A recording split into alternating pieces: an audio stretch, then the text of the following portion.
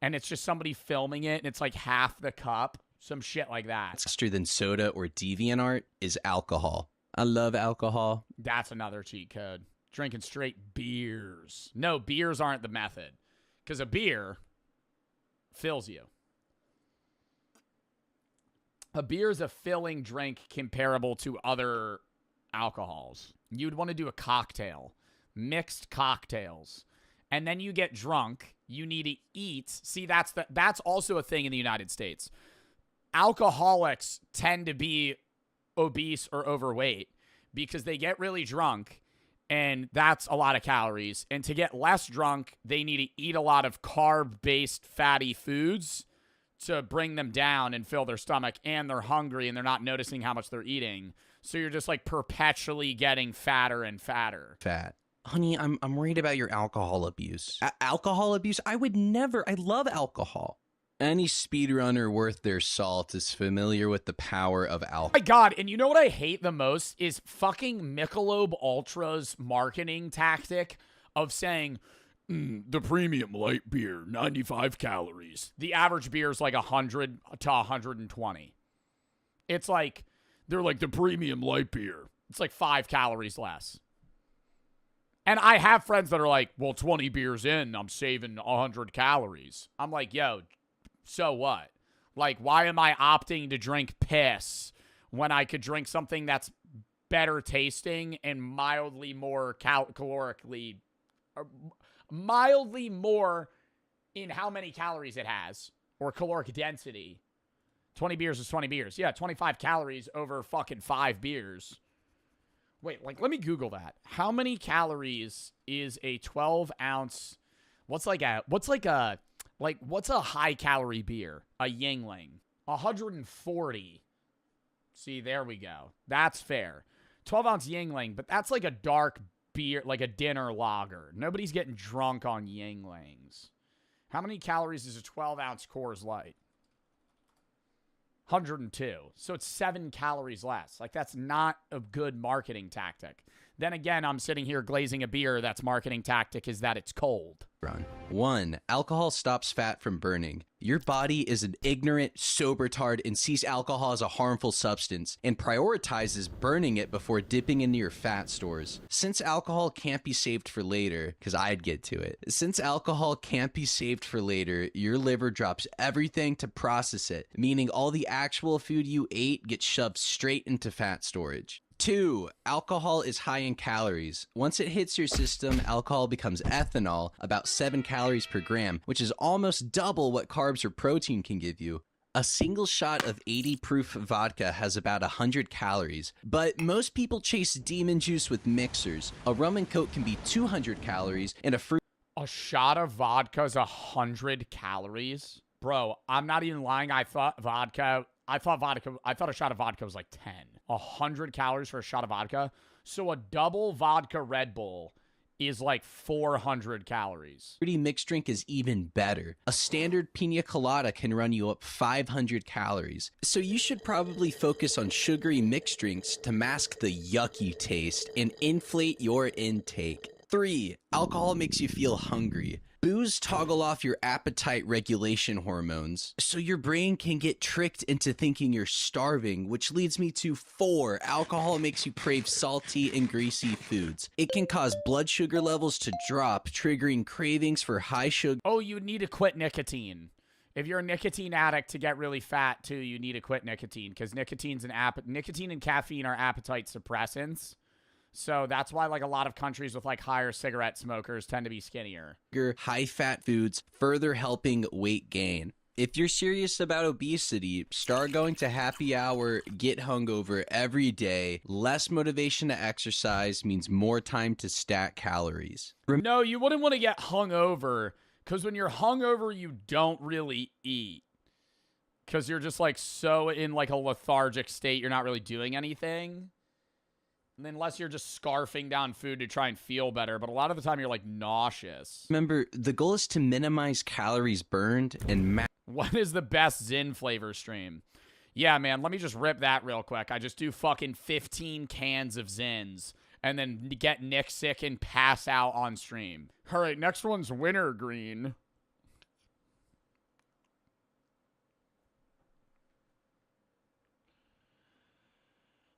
I'm like manually breathing. That'd be terrible.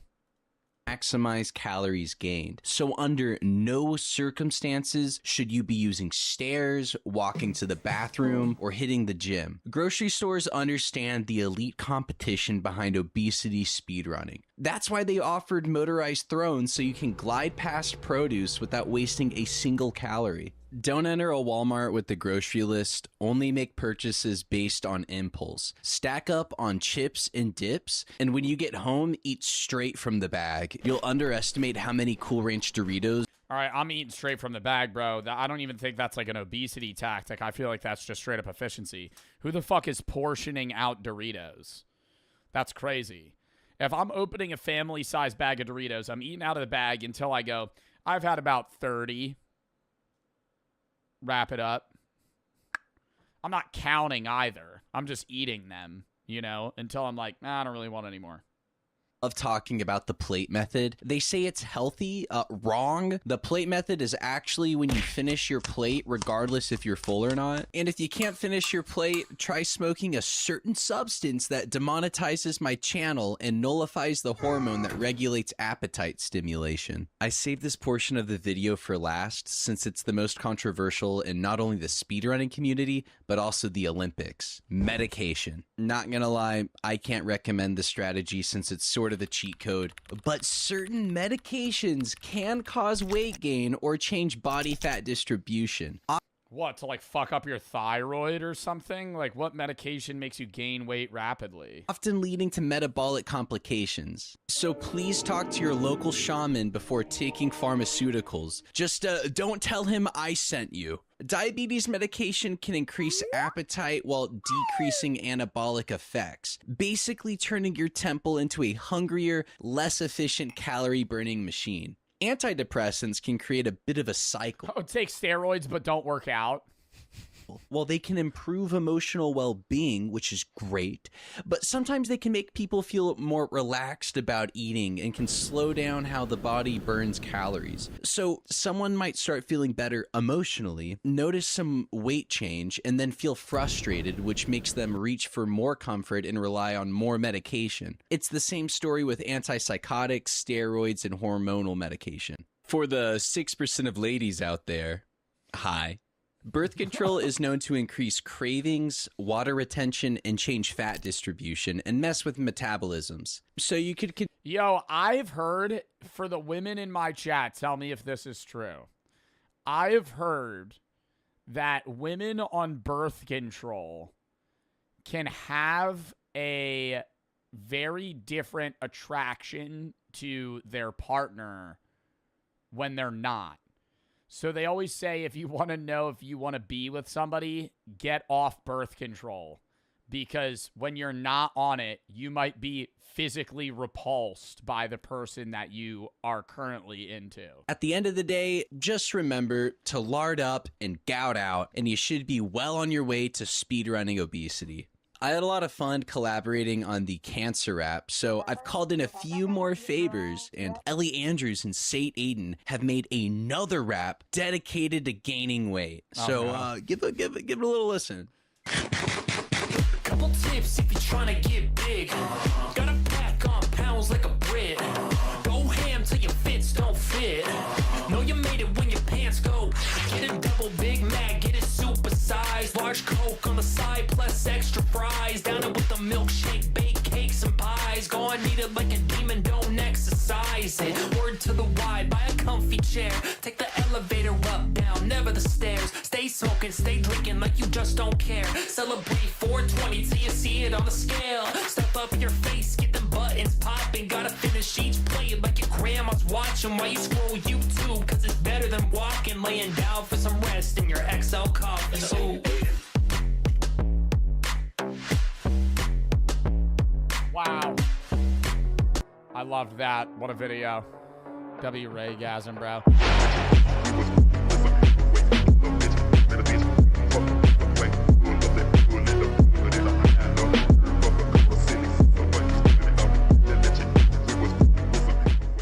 Like Yeah, a random noise to fill space. I think that's really like the 6-7 meme. Really like the 6-7 meme. I genuinely believe there are like 30% of Gen Alpha kids that probably sit alone in their room and just go 6-7, 6-7, 6-7, 6-7, 6-7, 6-7, 6-7, 6-7, 6-7. And they just like spam say it. When you have like a song stuck in your head, it's just like the demons in the back of their brain are just like forcing them to have 6-7 as the front of their mind for the next 2 years before it is so burnt out that their neuroconnections can't stand the fucking thought of 6-7. I saw somebody the other day in my chat say, why don't you lean into the meme? And I thought about it for a bit, but I don't think anybody would recognize that I was doing that. They would just think I'm cringe. I really think I could do what teachers do to their students and make things really cringe. Like, I could lean into the I've been in the hills joke. I could lean into the 6-7 meme. Like, so heavily that it ruins it. But I should have done that, like, years ago, you know?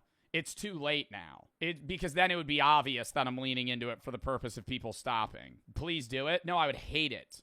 Dude, realize that if I had to lean into that meme, the entire month of me having to fucking nonstop be like, 607, 67, 67, 67, 67, 67, and just fucking like actually act like I enjoy the meme, it would be unbearable. You'll see a video of someone's cat knocking over a cup, and someone will just write out matcha. Like, again, like, it just means nothing. It's just the internet's new sound button. That's how you know a word has officially died, when it stops being used for its real meaning and starts getting thrown around as noise. It's cooked when matcha went from a tea to a meme to brain rot in under a year. At this point, people don't even drink it anymore. They just yell it like it's an inside joke with the entire internet. All right, next we got to talk about the Stanley Cup craze. So this was literally... Oh, no, Kim Kardashian did kind of ruin the 6-7 meme on Jimmy Fallon. I will say that.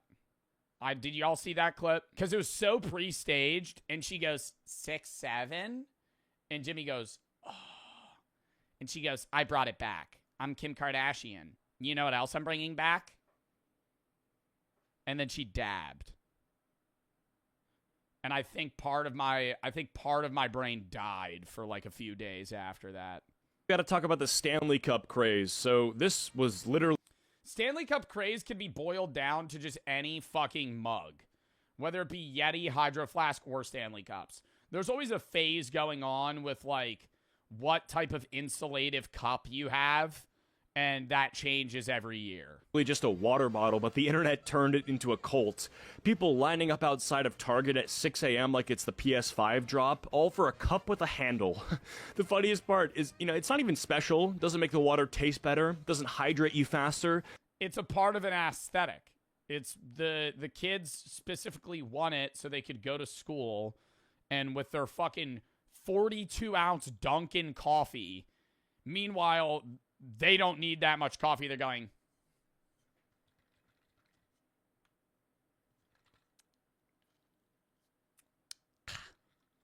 And twirling it the whole time.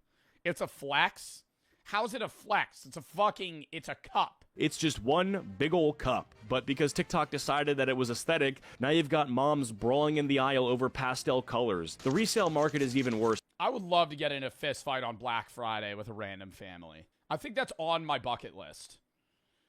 To just go to a Black Friday with no goal outside of, like, picking a fight with a random person over an item that I don't care about. Like, them really freaking out about, like, the good deal on a toaster, and then me just having to, like, fucking throw down with a dad. Like... He's like, dude, I need this. It's 42% off. I'm like, well, I need it. It's the best way to toast your bread. And then we just you would get your ass whooped? Oh, yeah, I think he'd lay me out. I think an old man would kick my ass. Dude, because you got to think, if you're going to Black Friday for a 40% off toaster, you want that toaster. You know, you're there for that toaster. Nothing's stopping you of getting that. People are flipping limited edition Stanleys for triple the price. Imagine explaining to someone that you just paid $200 for a thermos. Bro, you could have gone to Walmart and bought a hydro flask for $20. Same result, less embarrassment. And don't get me wrong, like, the cups are fine, they hold the water, they keep it cold, but people act like owning one is, you know, it's like a personality thing now. I'm a Stanley girl. No, you're hydrated. At this point, the Stanley Cup is not a water bottle, it's just like a status symbol. The cup isn't even about holding water, it's about holding clout. So luckily Yo, off topic, it made me think about this because of the way they had it set up, like Yankee Candle. That's the one store I could never work at. A Yankee Candle. I feel like I would get migraines working at that store. Or like the fucking perfume section of like a Boscov's, having to just constantly be around like 85 different pungent smells for 8 hours at a time. a symbol. What is that? A candle store. Like, the candles are really good, but like a candle or like a Bath and Body Works or just any place where they're selling like scented soaps and candles and shit, like I could not do that. Cup isn't even about holding water, it's about holding clout. So luckily this one's kind of died out. It was a lot bigger in 2024, but nonetheless, it was definitely a ridiculous time. And then there's the Labubu. These creepy little The Labubu is the next like shitty. I think the Labubu is gonna fall off in a month. I think it already has, if I'm being honest. Like, people don't really make many Labubu videos anymore. I think it was, like, a fun summer trend. But in, like, a month or so, I know people are like, yoo-hoo, because of the fucking Juicy Jacobs video. But I think Labubus as a whole, like, nobody really cares about. It's just, like, a hype thing. LeBron had one. Yeah, and celebrities extend the hype of that product for a bit. But, like, in about a week, LeBron's gonna go, nah, this shit's lame. I have a Labubu on my bag. He's going to take it off, and then the trend's dead. Goblin dolls that somehow turned into the new status symbol. They started just as collectible toys. It's fucking weird how a lot of what is deemed popular or enjoyable today, product or game-wise, is entirely based on the content creation around it. Like, a lot of games will die off if content dies off. Sometimes it's the reverse, right? Like, from a gaming perspective.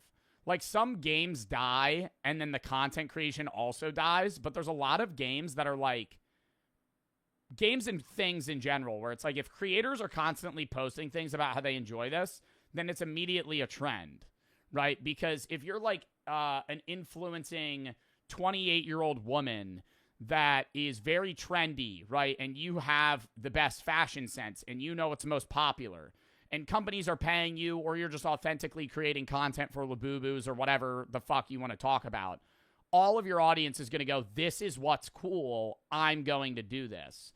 And the second you stop, they're going, this shit's lame, I don't want to do this.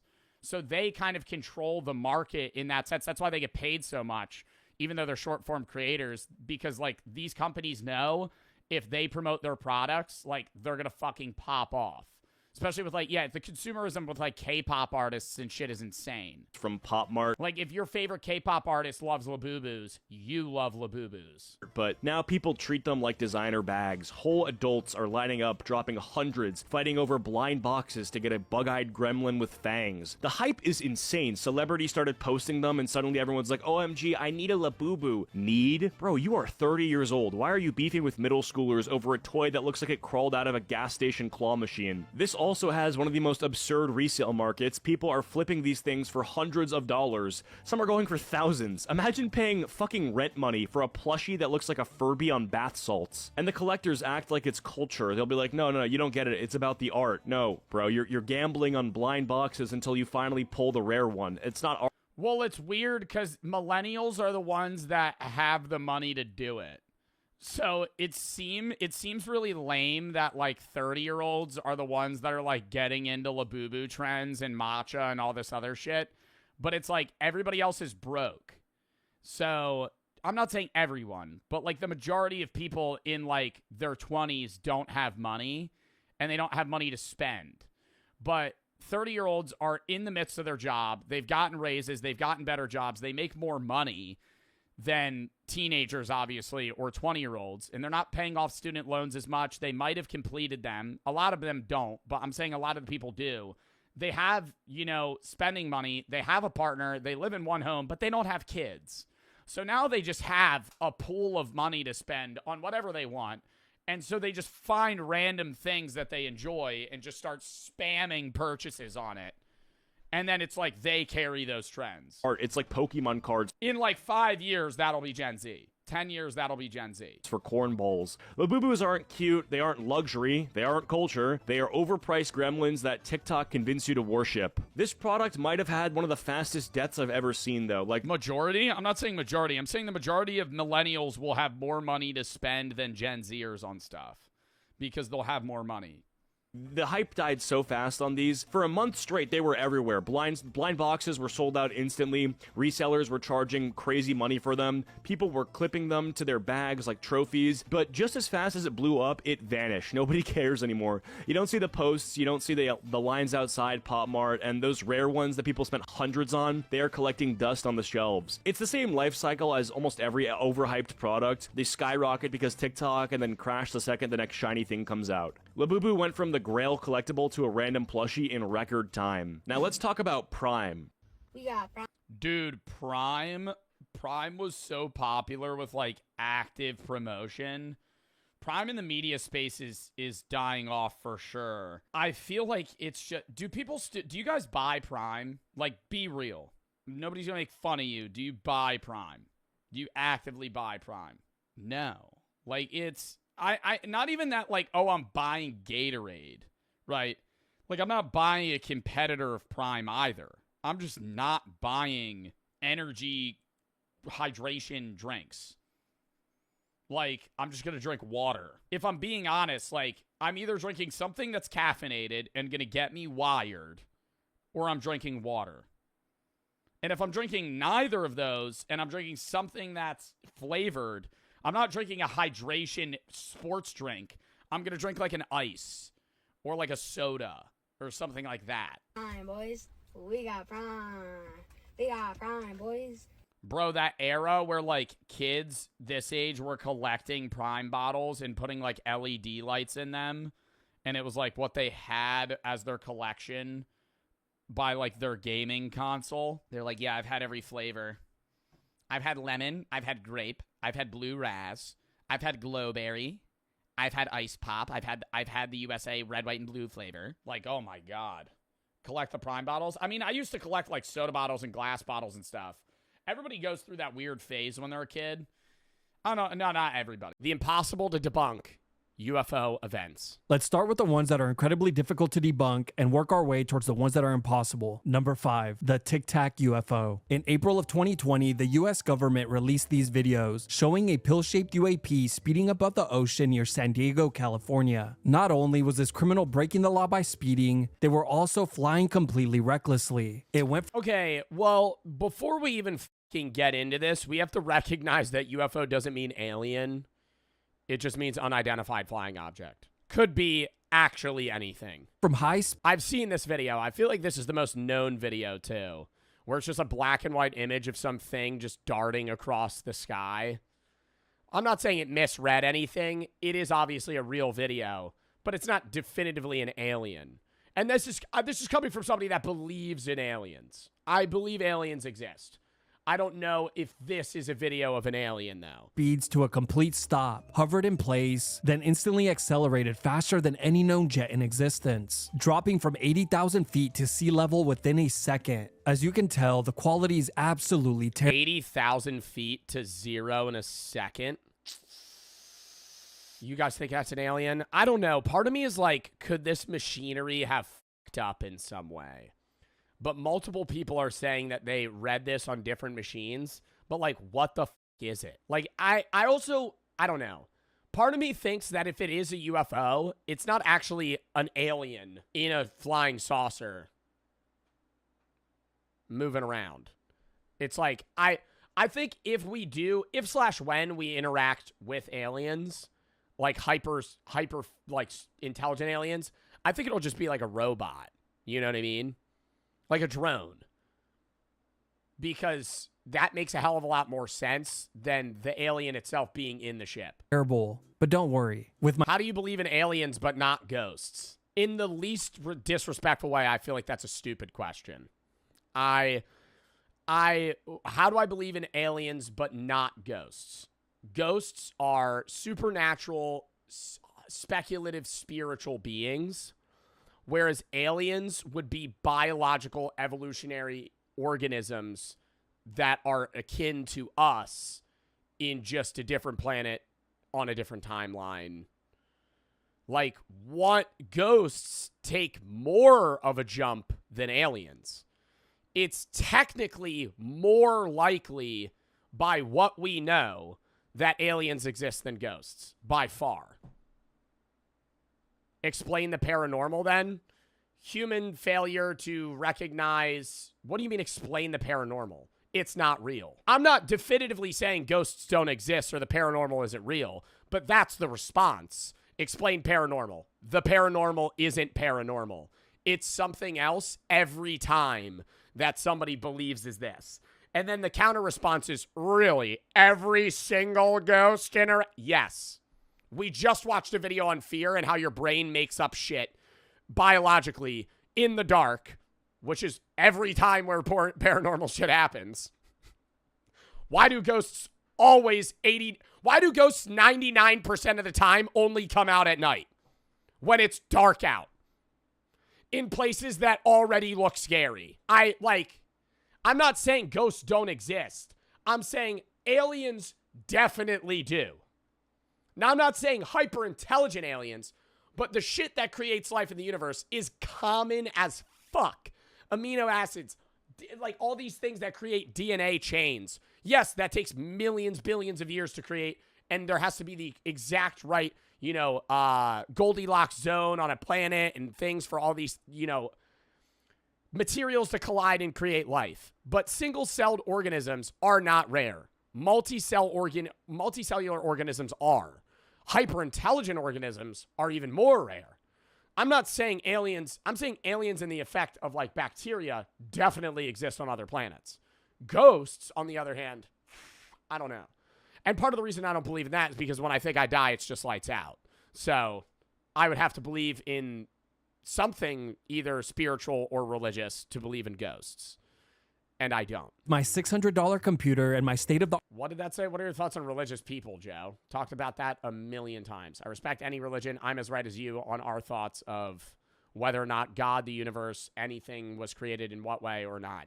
Because faith is the strong belief in God or the doctrines of a religion based on spiritual apprehension rather than proof. Which is basically saying that it's objectively subjective, which that one guy really got mad at me that I said, because that's combating things, but you have to look at what I mean by that. Religion is an objective truth to an individual, but subjective to a majority. What you believe religiously is 100% true for you as what I believe for me, right? They're both subjective, and that's subjectivity in general. It's an opinion, but it's a very, very, very, very, very, very, very strong opinion. And so that's why I say objective subjectivity. But I still respect any religion. I just don't believe in said religion.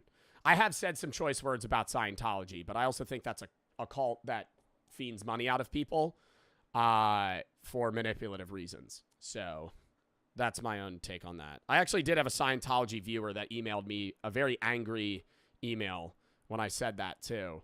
So I still respect your beliefs, but I really do prompt you to look into the origin of your belief set, and why they kind of shield a lot of things with money walls. YH for the sub. Our technology. I will be converting this terrible video into 4K resolution for the first time in history. Don't thank me. It's the least I could do. Now, the reason why this UAP sighting can't be debunked is simply because there isn't any known craft that can perform these maneuvers. But it gets even crazier. Okay, it can't be debunked in that it's something else. It isn't a UFO. It's not a plane, right? The craft didn't release any heat while flying, which would be expected from any conventional propulsion system. Then, of course, the obvious, its shape. The craft didn't have wings, rotors, exhaust, and clearly no aesthetics. Yuck. The US government has confirmed that it has no explanation for what the craft is, how it moves, or where it comes from. So you're probably thinking, how can this sighting sit at the top of the list when there's actual video proof? Well, after years of being lied to, it's hard to believe anything the government tells us. It's not my fault that I ended up this way. It's theirs. Number 4, the Washington Flap. In July of 1952, Washington National Airport and Andrews Air Force Base detected fast-moving objects in the sky performing impossible maneuvers. The operators moved in to investigate. What they saw left them in shambles. The flying objects were seen hovering in place and instantly darting off in random directions. They made quick turns, sudden stops, vanished and reappeared unpredictably. But get this, the U.S. I saw that shit in the sky when I was drunk one time. I like laid on the asphalt and stared at the sky, and there was this like really fucking bright light that would just dart around. And did I see an alien? I don't know. I remember actively though, I was with my friend, and I said, if you're an alien, come closer. And the light got like 5 times brighter. And that I don't know if it was like a psychosis of like we both saw the same thing, but both of us actively recoiled because it was like instantaneous. I was like, if this is an alien, get brighter, and or like come closer, and it got so bright and then just disappeared. It was so weird. And I can't explain it. That, and then the only ghost story I can't explain is the one at the Airbnb, where I heard something jumping on the bed, and there was like pitter patter and wine in the sink, and I didn't have wine at the air. It was really weird. That. If anything, that was a ghost. But just because I can't explain it doesn't mean it was a ghost. Is more what I'm saying. Similar to the UFO shit.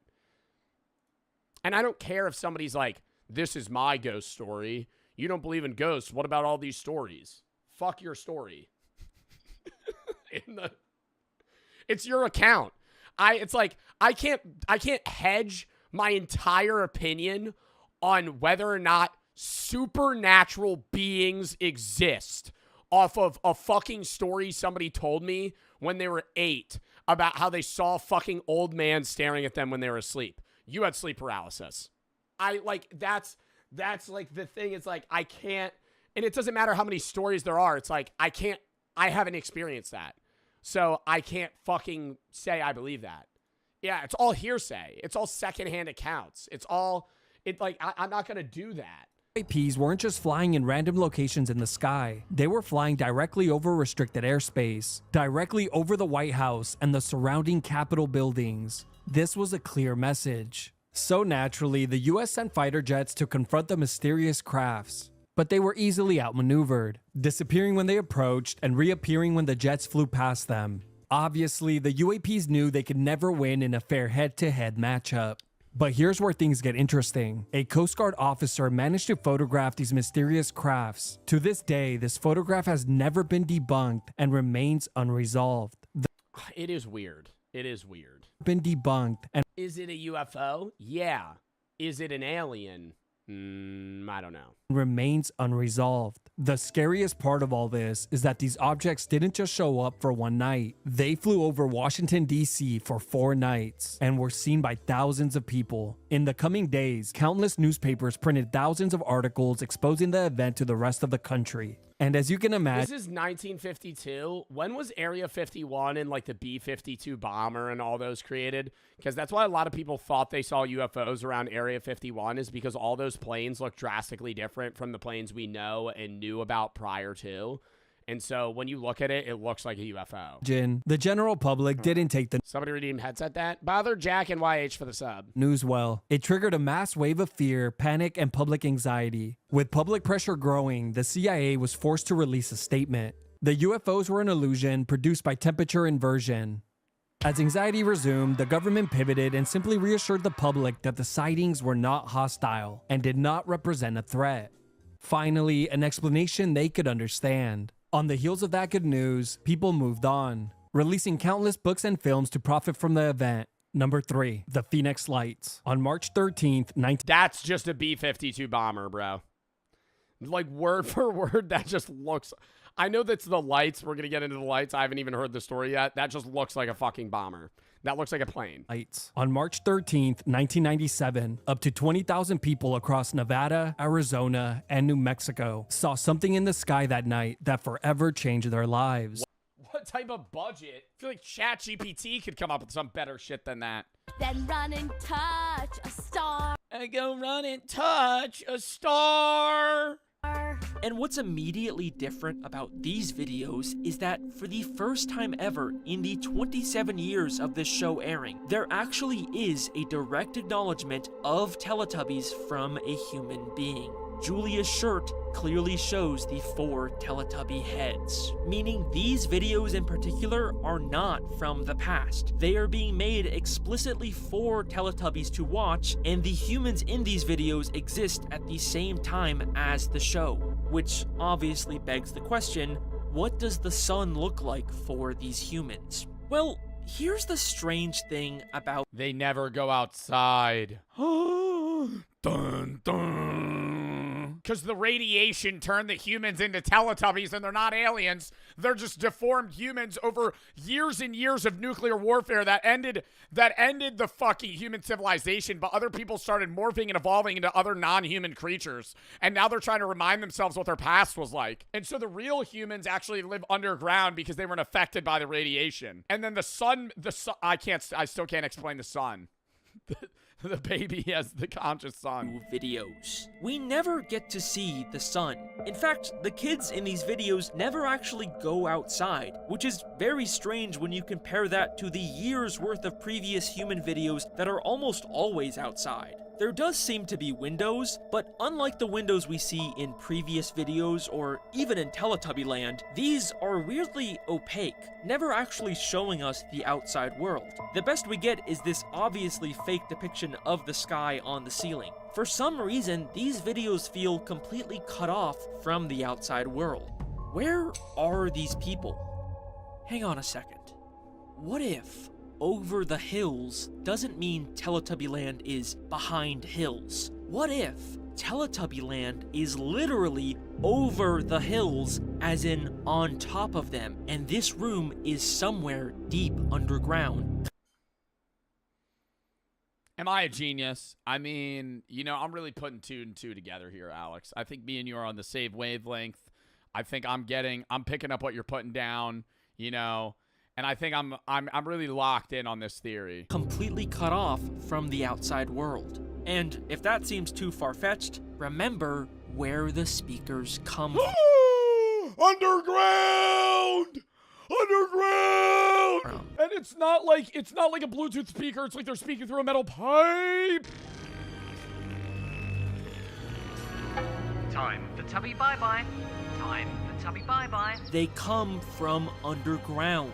The speakers with a human adult voice telling the And what if the Teletubbies are actually just gods? And they have to please them to keep them alive? Teletubbies what to do. There's a lot of options still on the board here. Come from the same place where an adult woman wearing a Teletubby uniform makes videos. In the future world of Teletubbies, humanity lives underground. But why? Well, once again, I think this all has to do with the sun. With the sun, baby.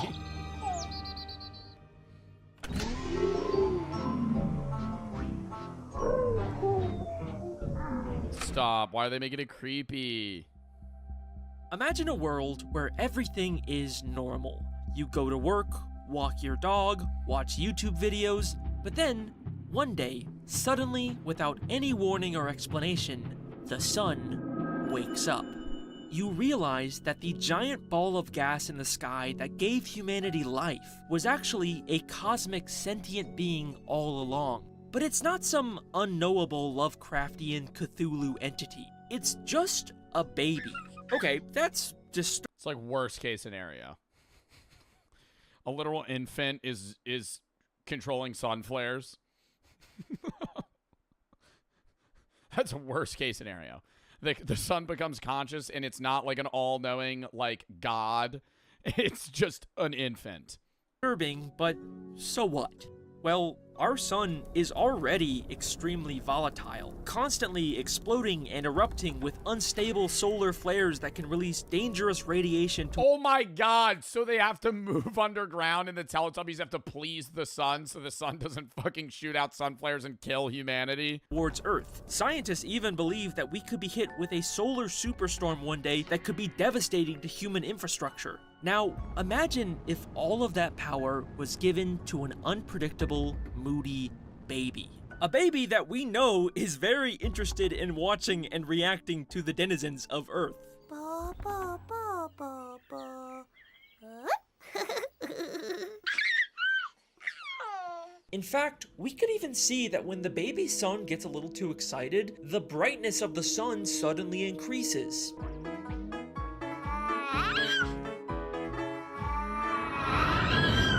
In the Teletubby show, sun flare shoots out, just singes one of the fucking Teletubbies. Finally breaks character. The guy pulls off the mask.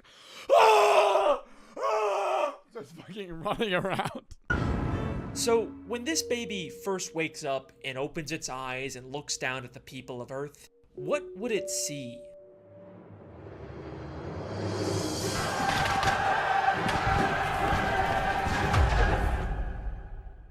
That baby would immediately throw a massive tantrum. So if humanity went underground after this baby showed up, then I think it's because this baby had some kind of catastrophic effect on the Earth, making the surface completely uninhabitable for humans. And if you don't believe me yet, remember those drawings of a smiling sun we kept seeing in the new videos? Well, there actually is just a single episode of the reboot that shows a drawing of a sun without a face. But what's interesting is that it also shows people and a car and maybe even a police officer below the sun. Unlike the drawings with the smiling sun that only ever show grass and flowers and no signs of humanity, Wow. just like Teletubby Land. These drawings are telling us that when the smiling baby sun came out, humanity disappeared. Yes, I believe that Teletubbies is set in a post-apocalyptic world where humanity was forced underground because... But then are the Teletubbies human and they're just wearing those things to please like the sun god? the baby sun woke up. But then, what exactly are these weird creatures we see on the surface? Well, even if humanity could survive underground forever, the sentient baby sun is still up there. If they're ever gonna reclaim the surface world, or even just prevent an even bigger world-destroying tantrum, they need to address this problem. So, how do you appease an unpredictable, moody baby with unlimited power? You jingle keys in front of them. The humans created Teletubbies, 4 creatures that could withstand the dangers of the sun and Oh, so they're not human. Like they're able to just be out. Oh, so is it like really fucking hot out there, but there's plants growing? sent them to the uninhabitable surface to keep the baby sun entertained and calm for as long as possible. Teletubbies literally is jingly keys for a baby. Every episode starts and ends with this baby. They are constantly cutting back to the sun's reaction every time the Teletubbies Oh, and when it's nighttime, they're fine. Like, that's why they say, oh, the Teletubbies can come in now. And because they're probably able to live outside at night. do something.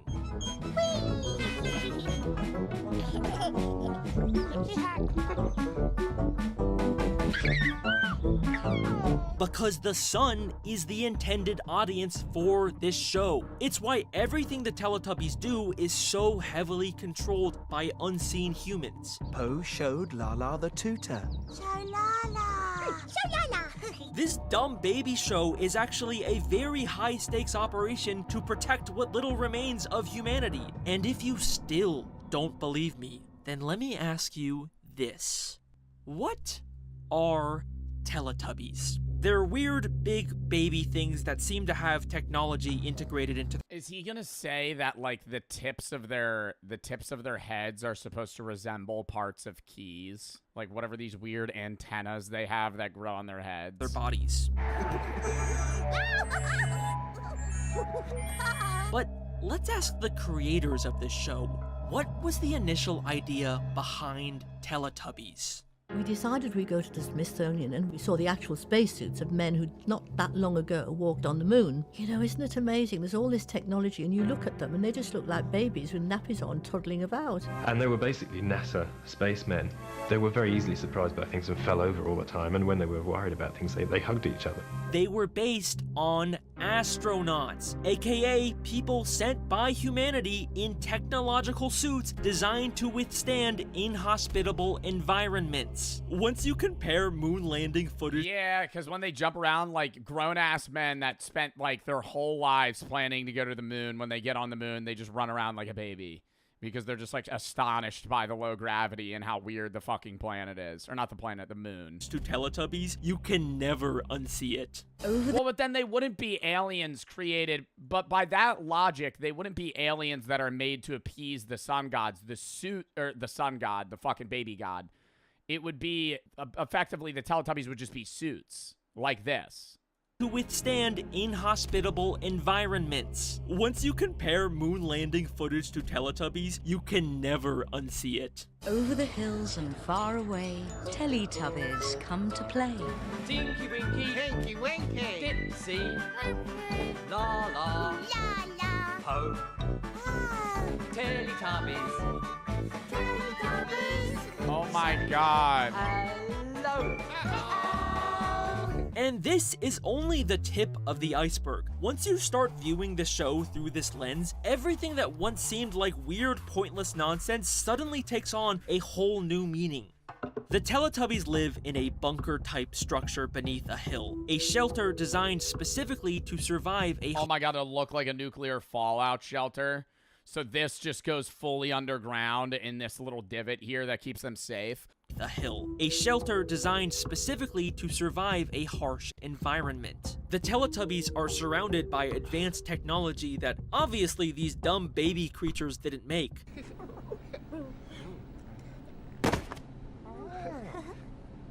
The technology was made by humans to take care of and control their creations. Yeah, but I just don't understand why they wouldn't...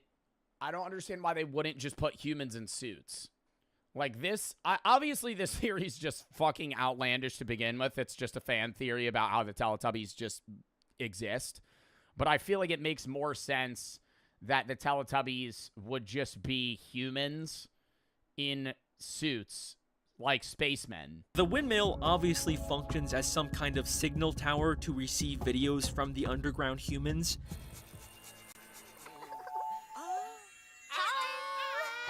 But it also works as a... When? 1997, up to 20,000 people across Nevada, Arizona, and New Mexico saw something in the sky that night that forever changed their lives. Around 7:30 p.m., a large V-shaped craft appeared flying overhead at low altitude. It had 5 to 7 bright round lights along its base and flew It's B-52, not B-2. I said B-52. completely silent. Witnesses claimed the craft was enormous, spanning around a mile in length. Some even described that it felt like a Oh, it's B-2. floating city was flying overhead. Sorry. For perspective, the largest known craft today has a wingspan of around 385 feet, or 117 meters, which means this craft would have been around 14 times larger than the largest craft on Earth. Later, while speaking to the news, some even claimed that the craft flew so low that night that they could have hit it with... They interview the worst people, though, bro. They interview the worst people whenever it's UFO shit. So what'd you see? Oh, well, actually, I saw a UFO when I came outside of the 7-Eleven, and it was just signing. It was over the, it was over the mountains right over there. It was like big bright light. Fucking dude, like I looked at people that I've never seen before in my entire life. I'm like, you fucking just interview like a rant. Like, who are we pulling off the side of the street to fucking get an interview here of what they saw? The ball, which we can all agree is a weird time to show off. The craft flew from Nevada and into Mexico before it disappeared into the sky around 10 p.m. After the event, many Air Force pilots, including the governor of Arizona... I live near an air base, and I see a B-2 at night. Looks like something an alien at night. Even when you know what it is. Bro, that's the shit with like Starlink. A lot of people do that. I think it's less now because most people know about it. But there was like a long time where people were like tweeting out like, damn, I just saw aliens. It was just Starlink satellites. Came out and said that they had never seen or heard of any aircraft like the one they saw on that night. Despite tremendous pressure, the U.S. Why are most UFO sightings in the USA? No, there's more UFO sightings that people hear and talk about. You just hear about the ones in the USA. Government never issued an official statement about what flew through the sky that night. To this day, the event remains one of the greatest UAP mysteries in history. Number 2, the Belgian UFO wave. Typically, when UFO or UAP sightings occur, it's usually followed by intense cover-ups, threats, and misinformation. You just have to take a look at the Roswell incident, the Westall UFO encounter, the Hudson Valley UFO wave, and the US CSS Nostromo incident to see this pattern. There was big like government cover-ups of those UFO sightings? Really? But the Belgian UFO wave is one of the most interesting UFO encounters in history for a very unique reason. You see, the Belgian government was the first in history to be completely transparent, working hand in hand with citizens in an attempt to uncover the truth. From 1989 through 1990, there were over 13,500 reported UFO sightings across the country, with thousands of those leads. I'm surprised in 1989. Do you think the US went over there? I truly believe that if there was like on the news a country that just said outwardly, like say a random, something not in NATO. What's like a country not in NATO where a UFO would land that would like outwardly broadcast that? Sweden? Yes. Is Sweden in? Sweden's not in NATO. Sweden's been a member of NATO for the last like year. Okay. Say a country not in NATO, because they would just tell everybody in NATO first. But say a country not in NATO, like, outwardly went on their news and they were like, here's a UFO, and put, like, images of it. You know that second from a fucking aircraft carrier or warehouse somewhere in the middle of nowhere, there is a jet plane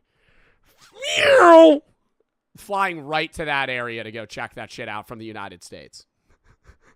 Like, I'm telling you, the U.S. government would immediately be like, yeah, we're going to intrude on this. We're gonna stick our foot in this door real quick. No question. Like, not, if they would even ask, they would just be like, yeah, we're just going to go. I think so many countries would. I think Russia would. I think China would. I think so many countries. If there was like a confirmed UFO that some country was reporting on, immediately, bro, every fucking major power in the world would be like, I'm going there right now.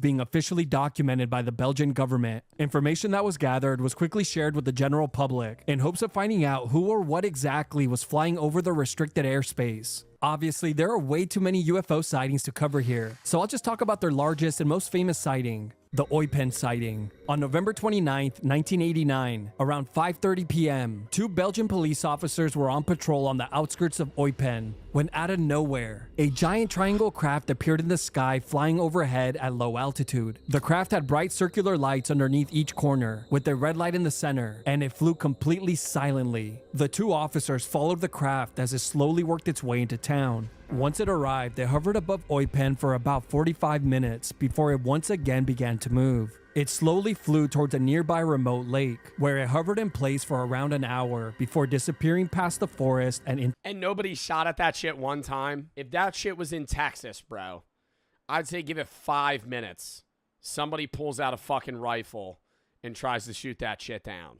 Like, somebody tries to shoot that shit down. It's not in America, bro, the cops. You tell me nobody has a gun, they're like, yeah, I'm not going to fucking shoot it. I would shoot at that. I'd throw a rock at it, see what the fuck's up. I throw a rock at it, it instantly pulverizes me to, like, fucking burnt ash. It's just like, I'm, like, mid-wind back. The rock's not even out of my hand yet. Just instantly, I just get zapped into, I don't even exist. I just vaporized, missed. To the horizon. But here's where things get even creepier. Back in town, a second similar craft appeared, seemingly following the same path as the first, before vanishing past the forest as well. Sightings like this one were not rare and occurred hundreds, bro, I wish I saw that shit, if not thousands of times within the span of a year. But towards the end of 1990, the sightings began to slow significantly. The conclusion the government reached after thousands of reports and hundreds of investigations was that whatever these crafts were, they were unlike anything known to exist. To this day, the government still wants answers about what exactly they all saw. Number 1, the aerial school encounter. This is easily one of the most interesting, scary, and most bizarre encounters I've ever read about. On September 16th, 1994, in Rua, Zimbabwe, around 250 children were outside playing. Why are there like all of these in the 90s? Why is every single one of these in the 90s? That does make sense that they would be around the same time, like an alien passing by, but still. During morning recess, while the adults were... Why does nobody take any photos of these? That's what Neil deGrasse Tyson and a bunch of other people say that like are prominent astrophysicists. They'll go, it's the 21st century.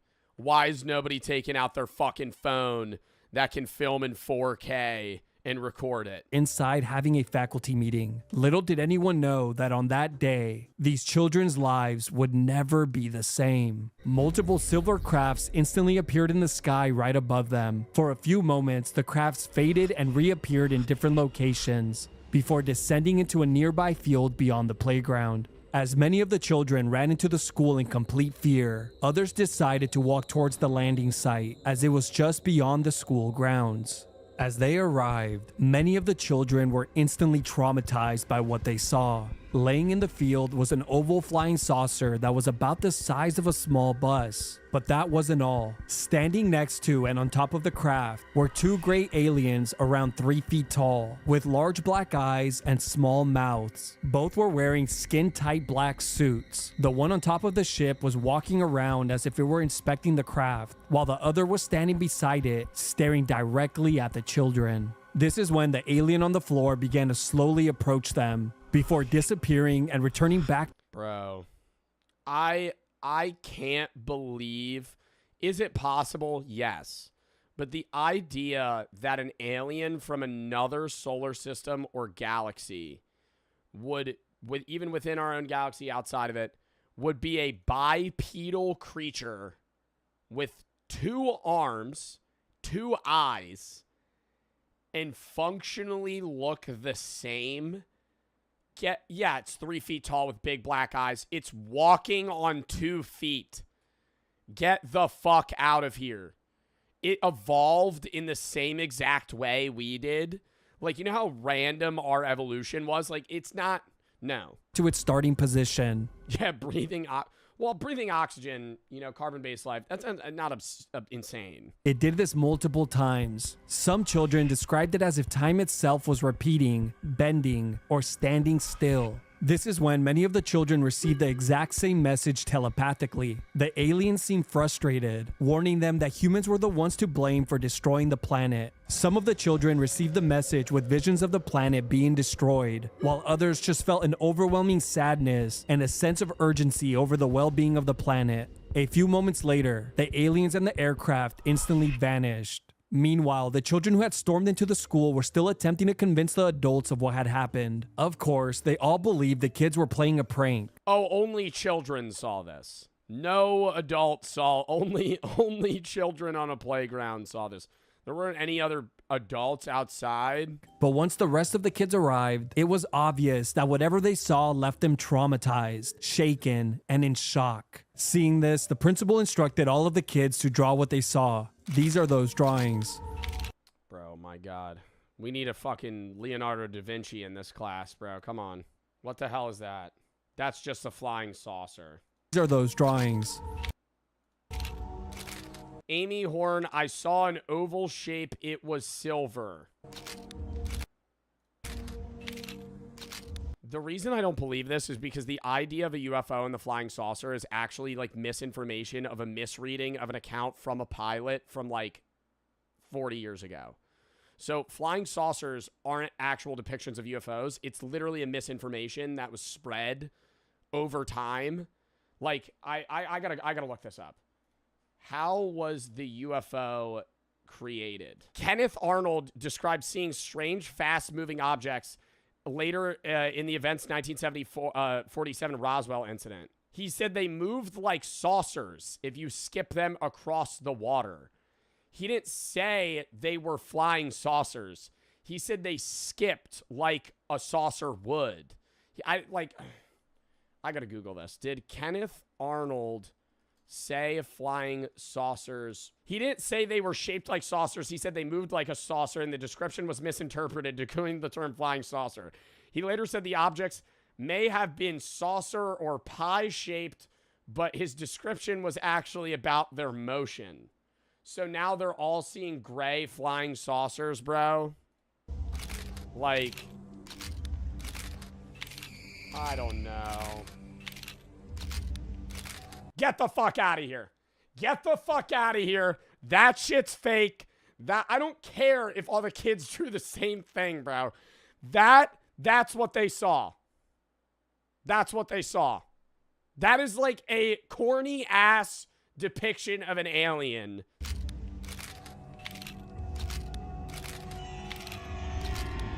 Bro, I would be more agreeable that those aren't alien. Like, if this were real, I would be more agreeable that these are like hyper-evolved late-stage humans than aliens. Like, these are humans from 80,000 years, 100,000, a million years from now, where they've evolved so differently and they came back in time, and that's who we're speaking to.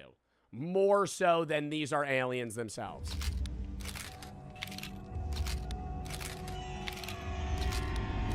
Okay, this kid needs to get an F in art class, because that is just a person.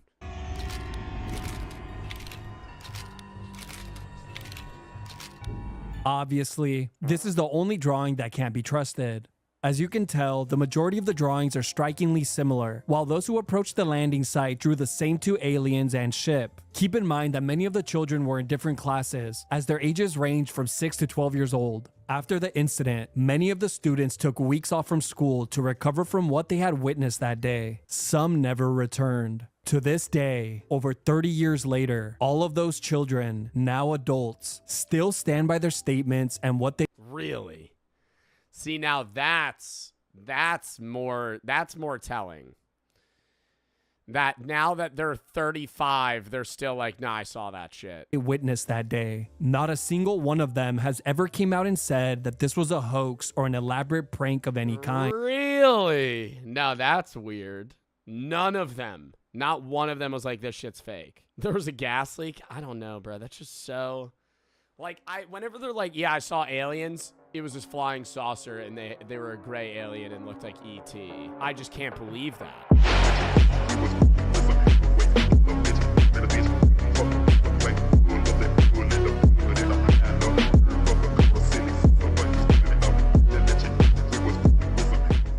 Teletubbies, the sun woke up.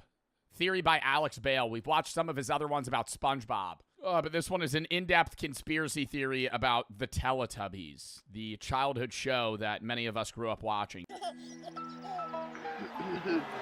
Can I say the Teletubbies I had a love-hate relationship with when I was a kid? Because there's certain aspects where it's like the baby as the sun is just like clearly a kid's show, but a lot of the show's really fucking creepy. Like uncanny almost. Kind of like they almost, I would say they live in like the back rooms, basically. How will the world end? It's a question that's haunted humanity for as long as we can remember. Will it be from nuclear war, or AI taking over, or some kind of disease wiping us out?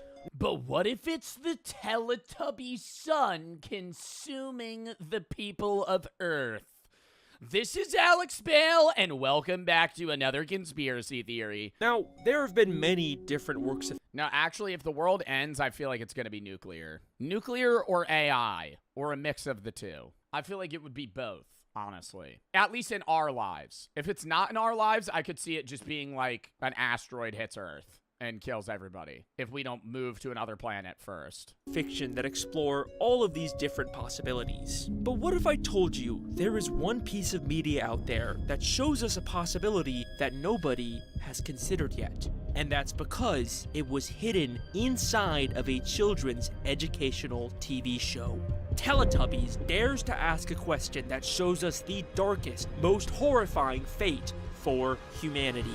What if the sun turning The sun turning conscious. Alex actually just bought a red Teletubby. If the sun was a baby? That's how the world's gonna end?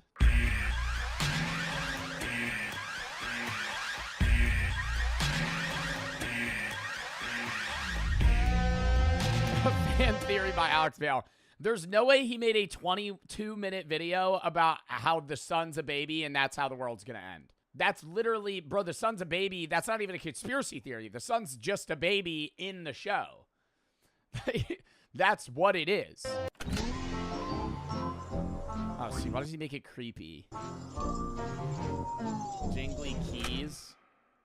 It's possible I went a little too far with this video. Teletubbies is essentially just jingly keys to distract babies. It's not like Blue's Clues or Magic School Bus where there is some semblance of a... Yeah, they don't speak, right? The Teletubbies are like non-verbal alien creatures that just go like, and they make like weird noises. And they have like TV screens on their stomachs. Plot or conflict. Teletubbies is just kind of nothing. There is no substance to this show, which is understandable because it was made for literally 1-year-old babies. Okay, that's a bit of a diss because I remember watching the show. So I remember watching Teletubbies, so I was definitely not one when I was watching this. I was maybe 5 or 6, but you know, okay, some of us mentally age at different rates, you know. Don't be rude. I will now. Wait, is this actually a Teletubby scene? That's all the character does. I don't remember anything about the show outside of them being really weird and living in like some fantasy back rooms. I will now try and describe the plot of this show. Teletubbies are these weird-looking alien baby things. I feel like it's like Tom and Jerry. Like they just get up to mischief and do weird things. That live in a bunker in Teletubby land, and they just kind of... Bunker! What else could a bunker be? Nuclear bomb bunker. Fallout. The Fallout game. Teletubbies. Inspiration from that. They live in Guantanamo Bay. Walk around doing nothing until a creepy speaker slowly comes out of the ground and tells them what to do. Speaker out of the ground. Actually a spyglass from a nuclear submarine. This is actually a floating planet that goes through the ocean at different rates. That's why the climate changes depending on where they are and why the sun rises so often, because they're going through different time zones, so they're seeing actually multiple sunrises in one day. Time for Tubby Bye-Bye. Time for Tubby Bye-Bye. And there is also this giant sun baby thing that is constantly watching and laughing at them. And there is also a windmill that sends videos to their stomachs of just some random kids also kind of doing nothing for like 5 minutes. Playing on the beach. Yo, low-key, Teletubbies is just interdimensional cable. The show makes no sense. But it's just like, it's brain rot. It's literally just brain rot. And it is so boring and by far the worst part of this show. And then when they're finally done with it, they literally just watch the exact same video again. Again. Talk about filler. Holy fuck. Right now, what one sentence essay to fucking one paragraph where they watch the same clip twice? Because all this show is trying to do is just waste time distracting babies with jingly keys for as long as humanly possible. And I have watched so much Teletubbies for this video, and I hate it. Also, there's a vacuum cleaner named Nunu that looks like he's constantly in pain. Constantly in pain, bro. He looks like he's on fucking bath salts. Nunu is my favorite character because I can relate to him. And look, I get it. This is a baby show, I am not the target audience, and hopefully neither are the people watching this video. There is clearly no actual lore or world building here for me to discuss. Or is there? Years ago, I even made another parody video of dark, edgy Teletubby theories. Now why don't we watch a little bit of Teletubbies and see what we find? We see the show using overstimulating vibrant colors to mimic the psychedelic effects of LSD. You know, that was... He made a theory 10 fucking years ago about Teletubbies? Just me making fun of losers who genuinely try to analyze this baby stuff. Anyways, here's my genuine analysis of Teletubbies. Despite everything I have just said, I do believe that there is a way to make sense of every weird random detail in this show. And it starts... Well, the sun, somebody in chat said the sun is just the viewers watching, which makes sense. But like everything else, it's just like Is there a plot behind this, or is this just directors trying to make visually appealing things for infants? Every weird random detail in this show, and it starts by asking a very simple question. Where is Teletubby Land? Over the hills and far away, Teletubbies come Area 51. to play. It looks like Earth with the... There's an abundance of rabbits. There's an abundance of rabbits. Where are rabbits not supposed to be, but they multiply in insane amounts? Australia. Nature and New Zealand. Rabbits are in Australia. Or no, not rabbits. Well, rabbits are in Australia. Teletubbies are in Australia. Rabbits, but we never actually see any humans. For all we know, this could be some distant alien planet or magical alternate dimension. But we know Teletubbies do have some kind of connection to humanity. Because they have the same sun! The weird speakers are constantly telling them to do human things, and they are constantly being sent videos of human children in the real world. Hi, I'm Romy. Let's make some bagels. And I feel What? That's a plot of the show? What is this, an NBC News fucking flash segment? We're just talking, hey, this is Johnny's Bagel Shop. The Teletubbies are watching. like the intro at the start of every episode does imply that Teletubby Land is on Earth somewhere. Over the hills and far away. Over the hills and far away. They are telling us where the show takes place in relation to us, the viewer. And to get there, we need to go over the hills that are in our way, as opposed to like going through space or a magical portal. Meaning Teletubby Land is likely on Earth. But it's past the ice wall. The Teletubbies is proving that the Earth's flat. The Teletubbies is proving that the Earth's flat because it's over the hills. They're saying it's over the barrier that the government sets for us, and this is all government experiment, and they're trying to hide that from the fucking humans. The Teletubbies aren't actors. They're actual aliens being filmed. This doesn't make sense, because Teletubby Land has a weird sentient baby face sun, but in the human videos, we can see that they just have a regular normal sun with no face. So, if they're both supposed to be on Earth, then why is the sun different? Well, maybe it's not a question of where Teletubby Land is, but when. What if Teletubbies takes place on Earth in the future sometime after the normal sun somehow grew a baby face? And if that— Chills. Goosebumps going over my fucking arms right now. This is insane. That sounds far-fetched, then take a closer look at these human videos. Now, in most kids' educational shows— to remind them what humanity is because humans are extinct.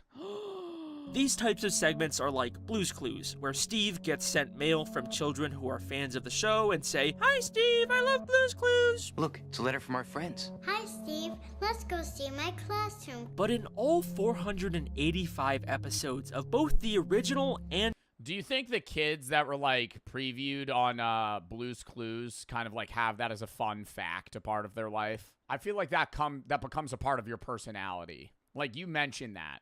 You mentioned that early in. You don't hide like if you were a kid on Blue's Clues, yeah, that's an icebreaker. You're at a bar. You know, I was actually on Blue's Clues when I was a kid. I feel like everybody would be like, "Really? Tell me more." 2015 revival of Teletubbies. Not once do the children ever acknowledge the fact that these videos are being sent to Teletubbies. Hello, my name's Daniel. Hello, I'm Stephanie. They never even say the word Teletubby, which feels like a very weird, deliberate choice. For all intents and purposes, these are just random videos of humanity that could have been made long before Teletubbies ever even existed. And this all gets a lot more interesting when we take a look at the most recent Netflix Teletubbies reboot from 2022. Over the hills and... There was a reboot. Netflix bought out Teletubbies to keep making the show. Far away, Teletubbies come to play.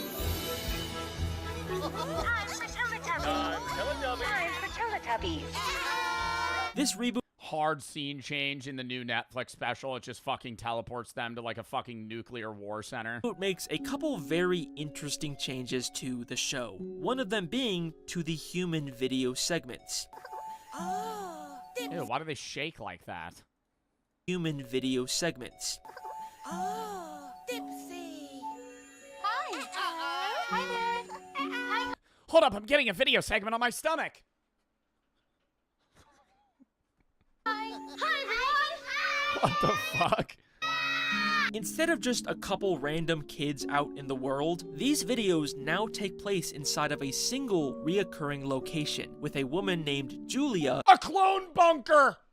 Because humanity's extinct and Julia's a fucking AI robot! Who sings a song with a group of different children every episode. You are a rocket, a super fast rocket, then run and touch a star. And what's immediate? Yo, fire whoever wrote that dumbass song. Are you fucking kidding me? No flow. What? Go and touch a star? What are you, a third grader? You can't come up with a better bar than that? This is a fucking Netflix show, dude. 8-year-olds sitting in the dunk tank. Get ready to, they're gonna drown. Teammate has to build, climb up, and hit the buzzer. The first 3 teams to finish move on. The last 2 are eliminated. Contestants, draw. Wait, so wait. Why are we having the 6-year-old shoot a bow and arrow? Bro, what? Have the 6-year-old swim. All he has to do is pick up fucking random dots and then climb a ladder. Why are we making the 6-year-old shoot a 40-yard target? Like, that's way harder. Relay. Swimming in the cold? Yeah, bro. Contestants, draw your bows. 3, 2. Cooked. Yo, big dog. I don't care if you never shot an arrow before you're like 35. On the side. To the eye. What? Yo, he went to the chest? 1. Go! Everybody missed their first shot, except wait, purple hasn't fired yet. Oh, he hit it! The purple team got a hit! Oh my God.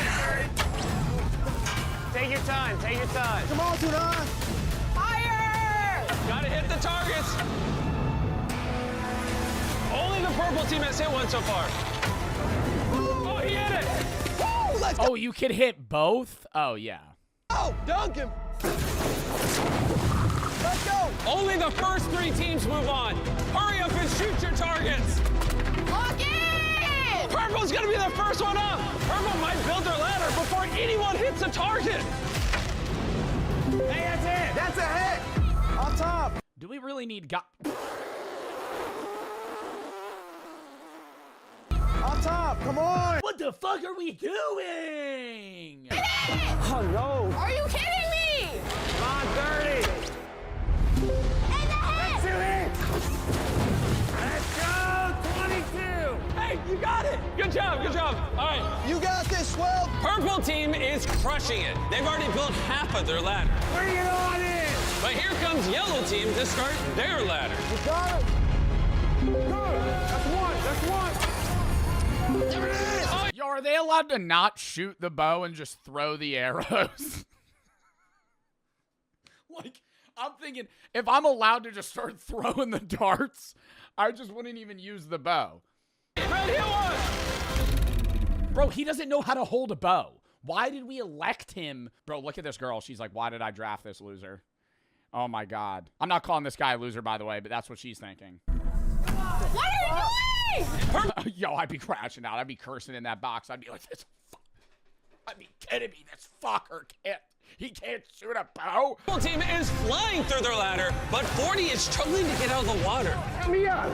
Hey, help him up. They're gonna lose time that they could be using building their ladder. Now number, baby. Let's go. Hurry, the last 2 teams will be eliminated. Come on top. Yo, I don't think he shot an arrow successfully once. Oh my God. Boom! You got it! Throw it, throw it, throw it. There's now 3 teams building their ladders. Throw him, throw him, throw him. Now red team is starting their ladder. Yes! He's They had a big lead, but the others are catching up. Oh, and now green team has moved ahead of team yellow. Despite being in last place, blue team is not giving up. Is he holding the bow right? Because I'm not. I would hold it with my left, shoot with my right. He's holding it like this. I feel like even then, wouldn't you be here, not here? He should pivot it because you want it. You want the arrow to basically be where your eye is. Come on, let's go, let's go, let's go! And maybe he's a lefty. That's what I said, asshole. Can't believe it, but green team is now tied with purple. But be careful, you got it! Oh no, he dropped the run! Focus, focus, be accurate, be accurate! Come on, come on! Get up, get up, get up, get up! Let's go! I feel like they're making this bridge part or this ladder part seem a lot harder than it really is. I mean, it's like they're not like building a Lego set. Like they're literally just placing boards on ladder pegs. Like this, it's wet. Okay. Let's go! Let's go! Let's go! Let's go! Oh, green might be first! Push it, push it! Green is first! You got a second one! Yo, look how cold it is. Oh my God. Dude, are they filming this are they filming this in the dead of winter in like North Carolina? I didn't, because I know he has like a whole compound where he films videos. I didn't think that they would be doing that here. Oh my God, it's actually like 30 degrees outside. You got a second one! One spot remains!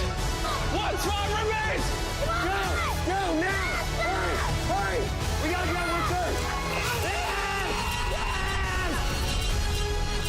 The best team captain ever! Yo, they didn't even shoot her down.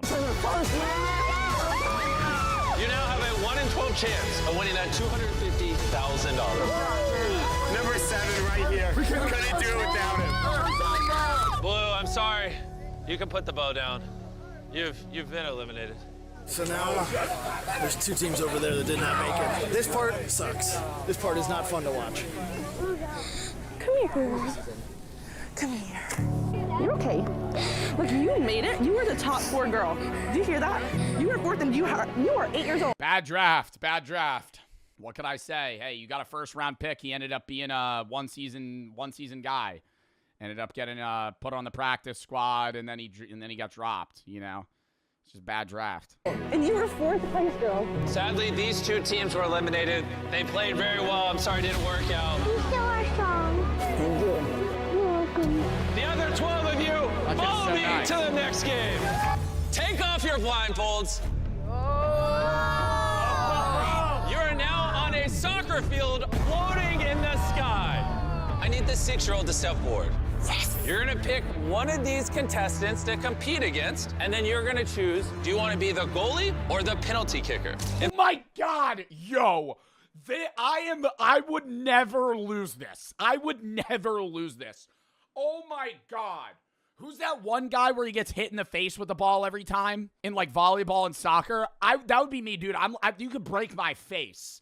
I am literally, what is his name? Scott something? Scott Sterling. I'm Scott Sterling in this. I am diving for the ball. The penalty kicker scores, the kicker moves on. But if the goalie stops the ball, the goalie moves on instead. See that? They get one shot? $250,000 over there? Yeah. They get one shot? If you won it, what do you think you'd buy? Just stuff for other people. Really? Aw. Are you guys gonna get her out if she picks you? Yes, I will get her out. Parents are taking that money and putting it in a college fund. For the money. Oh, you'll eliminate her for money? Yeah. You can pick whoever you want. I was gonna say, she's smart. I was gonna say, if she didn't pick anybody other than the 7-year-old, she is out. You wanna play 7? Okay, 7, come on up. Bro, part of me was thinking she was gonna point at the 40-year-old. It's 6 versus 7. 6, 7. There we go. Do you want to kick the ball or do you want to be goalie? Goalie. Goalie? Okay, come on over. You're the kicker. Look how massive the goal looks compared to her. The ball is now in play. So whenever you're ready. Okay. He gets one kick.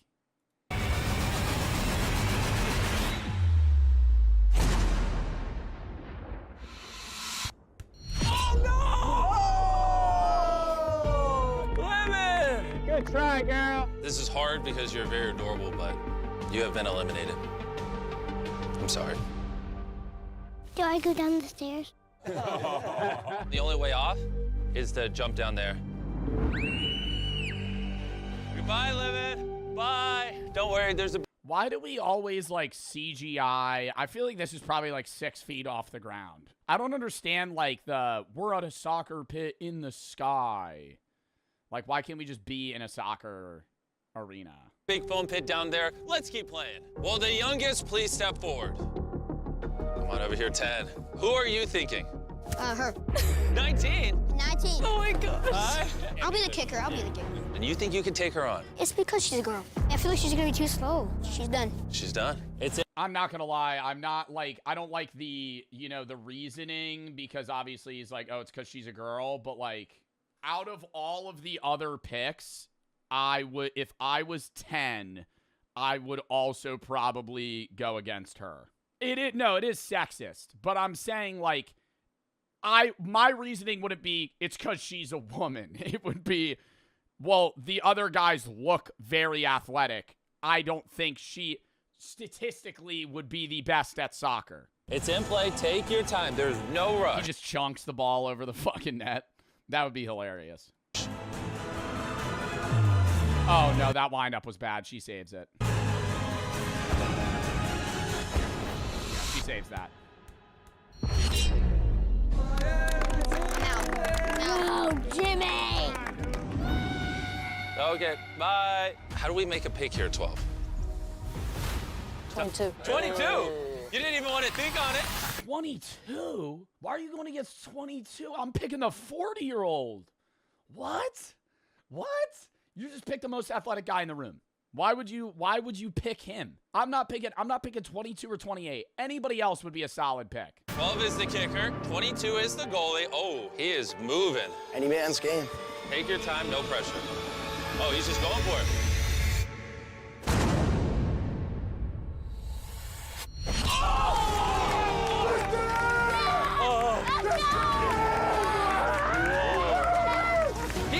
Like I said, any man's game. Oh, it's time for the Granny Slayer to stand up. Playing the clip.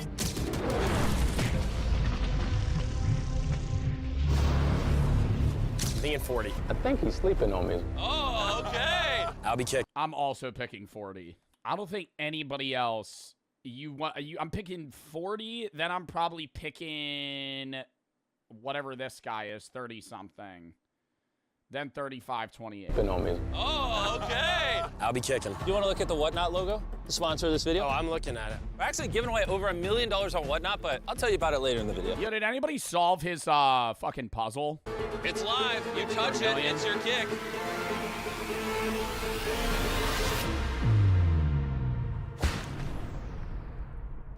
What the fuck are we doing, dude? Oh my god. Over the net. Oh, he missed! He faked me. Come on over, 17. All right. Go hug him before you lose. 17. On God, I'm begging Mr. Beast for another go. Go say bye. Oh, 7 wants to say goodbye. Oh, Why is he crying? my goodness. Are they like brothers? Hey, buddy. You're doing all right, okay? You got this. You're the top 6, all right? Hey, you got this, Gunner. Are you going to win it all for 17? You're going to miss your friend? Okay. Hey, you got this, buddy. You got this. Round of applause, everyone. You know, everyone wants a happy ending. You got this, buddy. That's where I hand him my Deadpool switchblade and I go, when everybody's on a break, cut somebody's Achilles. You're outmatched here. You're outclassed. You're losing this unless you cheat. Thank you, guys. Thank you for the opportunity. You want to, like, belly flop or fall backwards? I'll belly flop. Goodbye. Who's next? I don't know how he's going to pick this. My friends play soccer. I got to do them proud, you know. You play soccer? I did rec league. Oh, my gosh. Who are we eliminating? See, you can't be saying that, though. See, that's, like, so risky to say that. Because now he's hyping himself up, and then if he chunks the ball over the net, then it's just so ass. Like, you can't be like, oh, I'm actually pretty good at soccer. I play rec. So, I mean, I was Like, you say that after. thinking about it. And Isaac, 33, I want to go against him. Okay. I'm going to be kicker. Kicker. All right, you're going to be goalie. All right. According to data, he is the closest to his prime of anyone left. Are you allowed to fake it?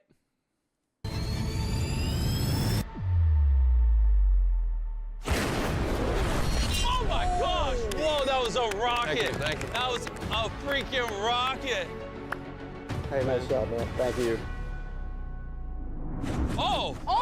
Okay. That was crazy. All right, let's play our final soccer game. I'm kicking the ball. You're kicking? I'm kicking. He's kicking, okay. The final round. After this, we will have our top 6. Oh, 35. He's cheating to the side. Is that a mind game?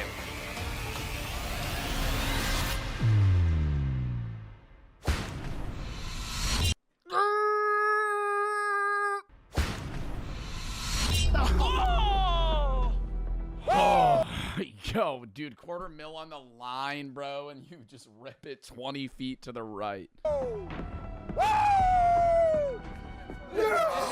I just whiffed, dude.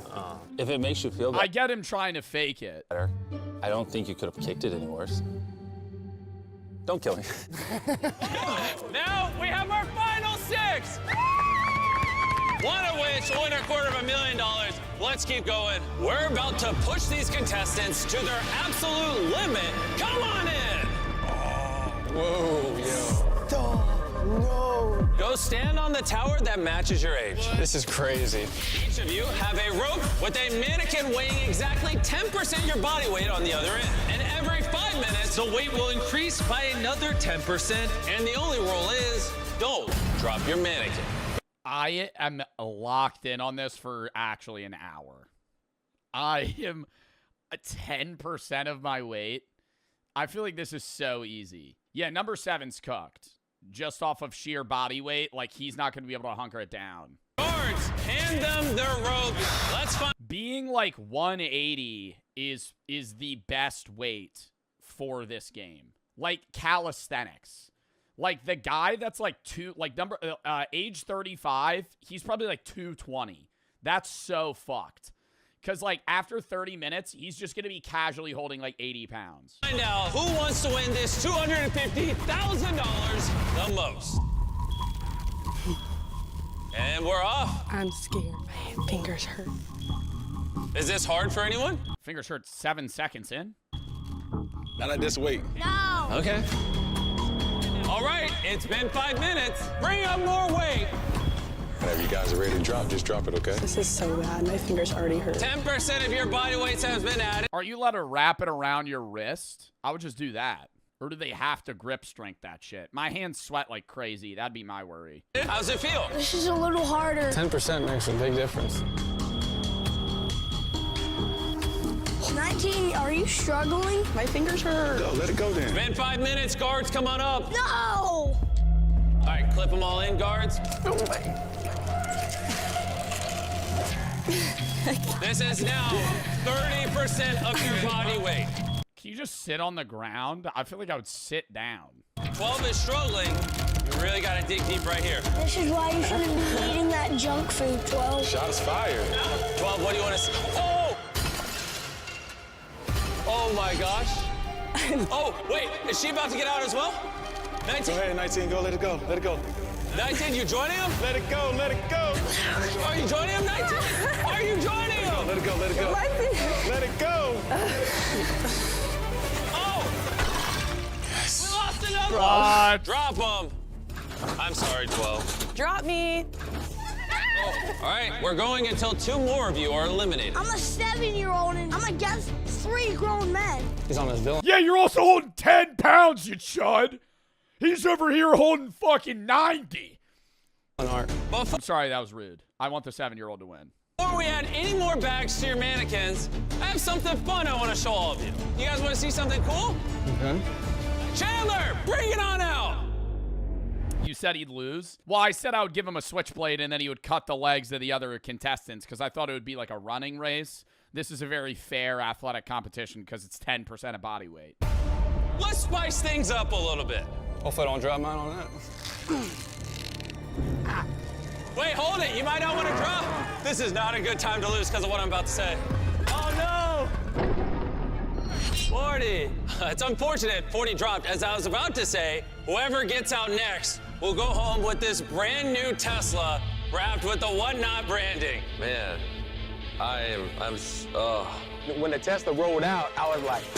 The Tesla is still up for grabs for the next person who drops. Please, someone let go. Just someone let go. But remember, dropping will eliminate you, and you will not move on to the finale. Yo, that car's actually useless for the 7-year-old. Because what the fuck is he going to do with that? Day after this video goes live, right before the big game, we are going to be giving away over $1 million in free stuff on a Whatnot live stream. Whatnot is one of my favorite places to shop.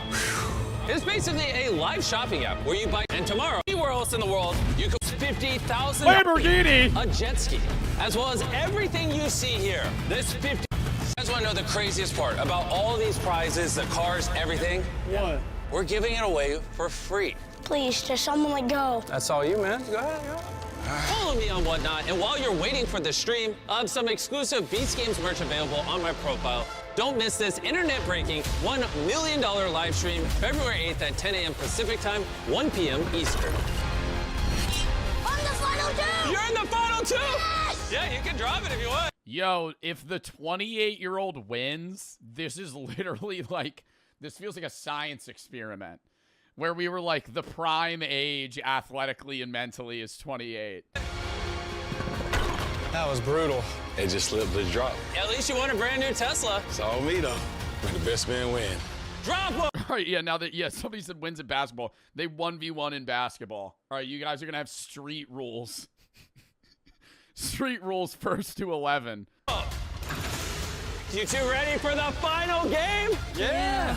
And now that we've narrowed it down to the final two contestants, here Oh my God, they're actually doing basketball. we are in a stadium full of people. Who is going to win this $250,000?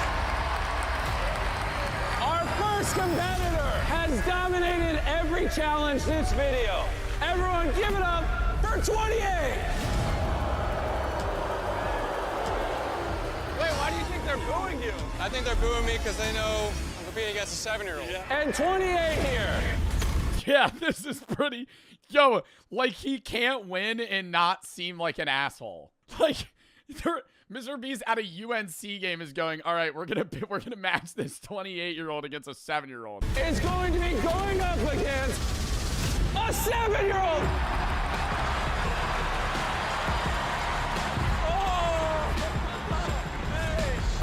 Did he just sue-y? These two is going to win $250,000, and here's how we're going to decide it. They're going to both take shots at this red line, because this is the furthest the 7-year-old can actually shoot, until one makes the shot and one doesn't. Whoever makes the shot will open one of these 10 briefcases, and if they open the one with a $250,000 check, they win the money. If they open one of the 9 with an X, we do another round where they both shoot until one makes a shot and opens the correct briefcase. You guys want to hear from the competitors? Yo, this is like a death sentence for me. I'm so bad at basketball. Like, I genuinely think I like watching basketball. I hate playing basketball. I'm so bad at basketball. Out of every, like, basketball and baseball, my 2 worst sports. It's not even close. Like, I'm so much more confident in anything. If Mr. Beast hands me a basketball and goes, all right, we're doing free throws, I'm cooked. Like, I would actually be nervous. I would lose against the 7-year-old. So I know some of you don't like me. Hey, that's all right. My wife is currently walking across the stage for her PA program. This is all for her. And now, let's hear from the 7-year-old. I'm probably gonna buy some Robux after this. I'm winning this money. Let's get the show underway. Mess. All right, a lot of pressure. Dig deep. If 7 misses, 28 gets to open a briefcase. It's now time I'm picking case 3. to pick a briefcase. You have 10 options here. You think you got it? I don't think he got the birthday. We gotta go with lucky number 7. All right, he's going with number 7. Let's see if he won. Let's do another round. 7-year-olds, go first. So let's let 28 shoot. Okay. What number are we feeling? Gotta do it. He has chosen a number. Obviously, somebody would think Mr. Beast would put $1 million or the $250,000 into 6-7 because of the meme. That's exactly why he didn't. Go! All right, here you go.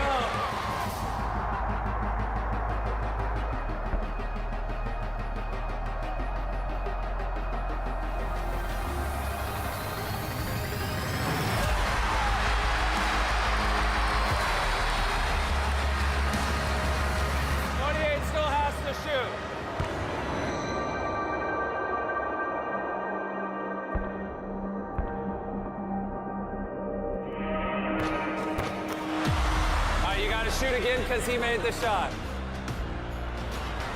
All right, bro, this is your 3rd case. What do we think? Number three. I heard some kids say 3 or going 3. It's official.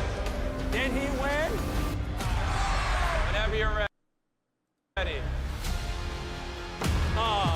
Let's see if he makes it. You're thinking this one? Doing 5. Okay. $250,000 on the line.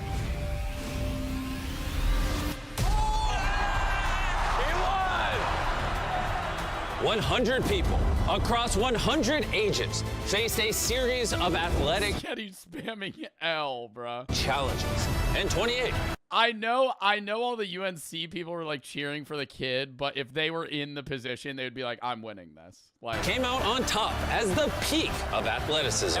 what sucks, and I'm not trying to make this feel even worse, is $250K for a 7-year-old is definitively life-changing money. Like, if that 7-year-old won $250,000 and they put that in like an investment portfolio, even like low interest, like that would be millions of dollars by the time he was in his 30s. What are you going to use the money on? My wife, student loans. This was just insane. So much fun. The adrenaline rush. Now, even though the 7-year-old didn't Yeah, but he didn't win. Yo, McChunky. Yo. Yeah, but he didn't win, though, so. win the competition, he beat out 98 other competitors, people older and even stronger than him, to make it to the final 2. I couldn't believe how well he did. The 7-year-old's Yeah, you got to give him like 50 grand. not gonna go home with nothing. $10,000. Okay, 10K is still good. 10K, you put that in a trust, you know, a college fund. That 10K will pay for his college. That's still good. Yo, I want to say, we haven't been watching a lot of Mr. Beast videos. I don't want to say they've been duds, but they just haven't been good reacts, rather, because we're like, I can't really commentate on them. That one was good. Lock in chat, next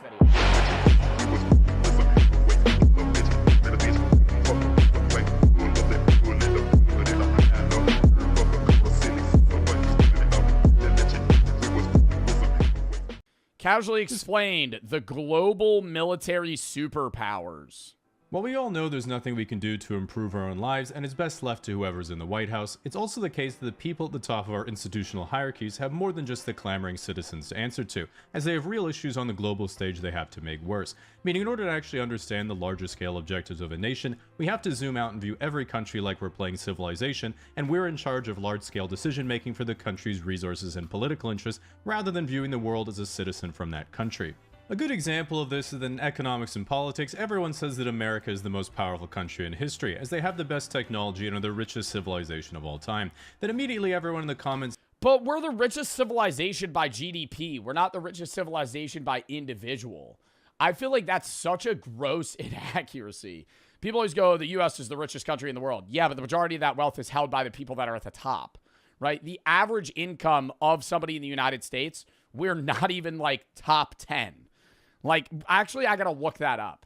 Luxembourg, Switzerland, Iceland, Ireland. Average annual wages in the U.S. 2000 to 2024. 2024 average annual wage is $82,000 in the U.S. That is just not true. Monaco, Bermuda, Liechtenstein, Norway, Switzerland, Luxembourg, U.S., Iceland, Ireland, Isle of Man, Qatar. What's the lowest? Burundi, $260. How do you even live on that? It says, well, I'm American and I'm not rich. And I'm sure that's correct, but observe how zoomed out I am on the map. I can't see you at all, meaning you are a trifling statistic to me. Similarly, what's clear both in real life and in video games is that the most significant threat to your empire is other nations enacting military force toward you while you're just trying to get your supply chain together to make light bulbs. For this reason, I wanted to look at the most powerful nations on Earth in terms of military might, which means looking at all 7 nuclear powers in the world, starting with the weakest and moving up to the strongest. Who's Winnie the Pooh? Oh, Xi Jinping. Strongest. To preface, I'm not going to be mentioning any countries in Africa or South America. This is because they don't have any nukes, meaning they don't matter or exist, so we can just delete those. This is how they do it in the Pentagon, by the way. First, we have our honorable mentions, which are countries that have no nuclear weapons but are still extremely formidable. Iran. Iran currently does not possess any nuclear weapons, but recently was enriching uranium to levels above 60% in a facility 90 meters. How do we know if a country doesn't have nuclear weapons? Is that like... Are we able to know that? Like, couldn't a country have nuclear weapons and hide it? Even if you are spying on these countries? I'm not saying Iran has nuclear weapons, but I'm saying, like, countries could just have nuclear weapons and just not say it. But I think it's better to say it because that's the idea of mutually assured destruction. Because then you ensure your nation's survival from imminent threat because you could just threaten nuclear war back at someone. Meters under a mountain. This was a bit suspicious and of course alarming to America's Department of Defense, because as the name implies, what America is defending itself from is another country possessing an object that its current arsenal couldn't destroy. Thankfully, there is not yet such a thing. Just so you know, I wrote that description before they rebranded to the Department of War, which, let's be honest, if you thought America was ever defending itself from anything, the only— Oh my god, and that jackass right now that's just fucking big. Dude, he's like a social media influencer. Who's the head of the Department of War right now? And he just posts on fucking Instagram Reels all the time. I'm like, dude, go do something. go fucking do something. Pete Hegseth. Go fucking do something, bro. He's an influencer. He posts more than I do. Technology they would need is an Iron Dome that shoots down Boeing 767s. Saudi Arabia. Unrelated, Saudi Arabia also has no nuclear weapons, but is still top 10 globally in terms of defense spending, and is a fairly— Defense spending, but I feel like Saudi Arabia is also just so... Like, even if they're not the top in military power, they have just raw power from wealth. Like, the amount of money that the Saudi families have is more than, like, billionaires combined. Like, the Saudi families are, like, so fucking rich. Quote from the ruler of Dubai, which was, "My grandfather rode a camel, my father rode a camel, I drive a Mercedes, my son drives a Land Rover, his son will drive a Land Rover, but his son will ride a camel." This statement might sound like he's humbly stating from shirt sleeve to shirt sleeves in 3 generations, but he's really saying, yeah, I'm just built different. Which pissed off his kids in the House of Saud, and now they all get chauffeured in solid gold Phantoms. Nevertheless— Wow. Gold Phantoms. Nevertheless, they've recognized they can't just print money from selling oil forever, and their current grand strategy is to transition their economy from a gas station to the hub center connecting Africa to Eurasia and become the economic center of the Middle East. Plus, after hyping up their plans to build a 170-kilometer-long city that is— Yeah, didn't they just give that up?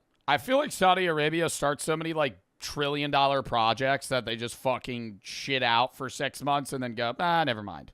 Like, they'll just do the work at 24/7 on it, and they go, never mind. Taller than the Empire State Building, and was getting me excited for someone to actually do something cool but really stupid for once.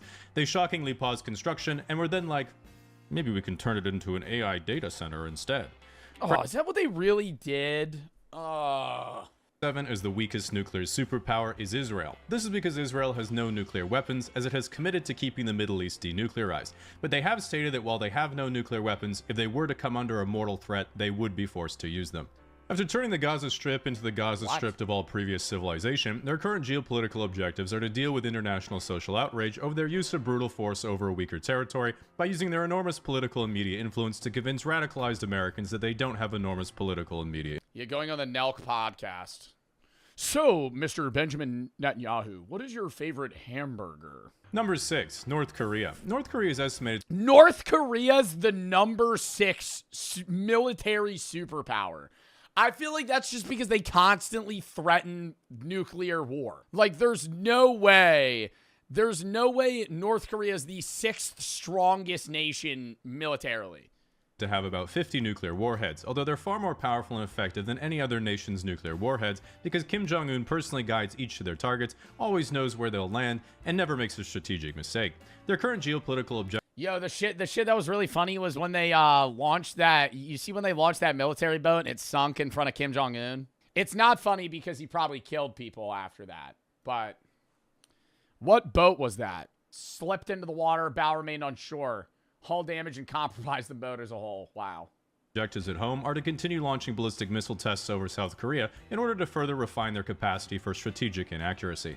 Meanwhile, abroad, the soldiers they sent to the Kursk region to help. Oh, addicted to porn. Addicted to porn, dude. All the North Koreans they sent over to Russia and to fight in the Ukraine war. Oh my God. They got immediately addicted to entertainment and corn. Russia wouldn't stop peacefully gooning to dancing girls after seeing the internet for the first time. And TikTok. And have been sent home, likely undermining North Korea's credibility from the inside out with their tales from the free world. Number 5 and 4. Bro, what? Because they don't have internet. Well, they have internet access, but we watched that one video where they actually had somebody with a North Korean phone.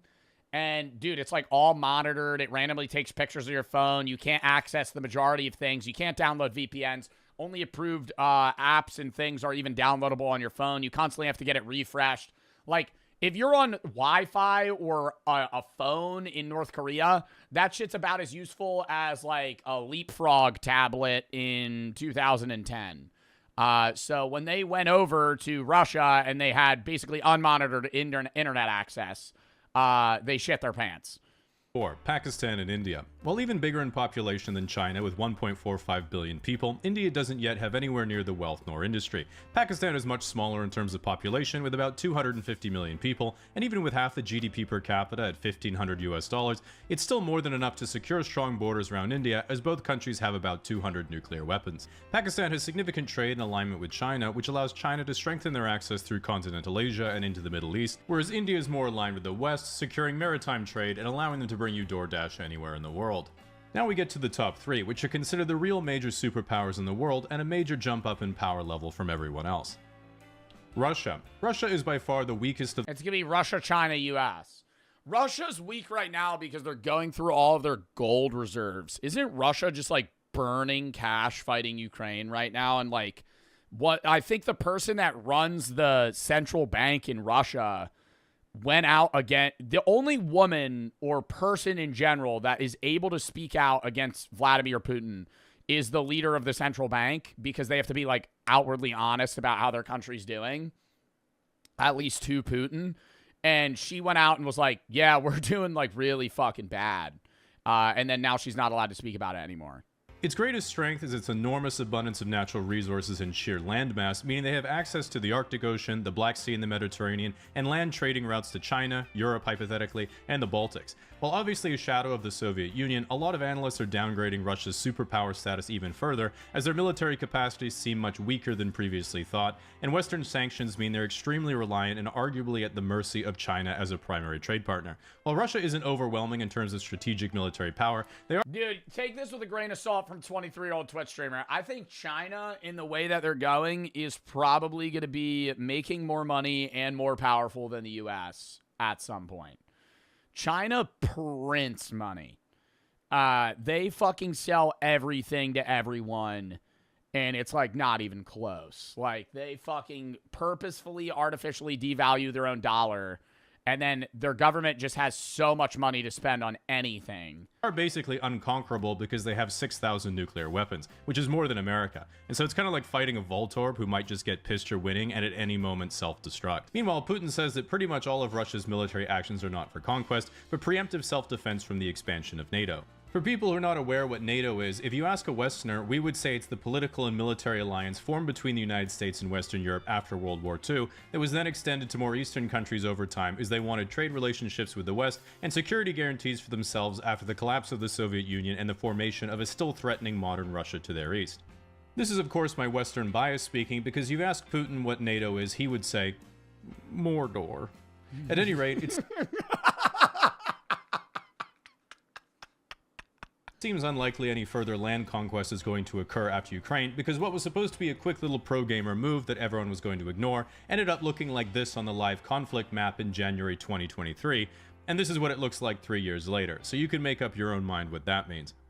Number 2, China. China's biggest strength is turning their country from what was essentially an What's up, Beijing? agrarian peasant society getting conquered by the Japanese during one of their many angry phases in the 1930s into the largest industrial economy in the world and second largest GDP in quite literally 40 years. They have a population of 1.4 billion and a GDP per capita of $13,000, which is absolutely absurd given its size and where they started. A common sentiment you'll hear online is that China actually only has a population of 800 million, but then you ask for evidence and they're like, well, some Japanese scientists measured their annual salt consumption and it was lower than expected, which is complete. Their annual salt consumption? Wait, there's people that think China's lying about how many people live in their country. Why would they inflate their numbers by 500 million people? I feel like you couldn't lie about that. Like, you couldn't.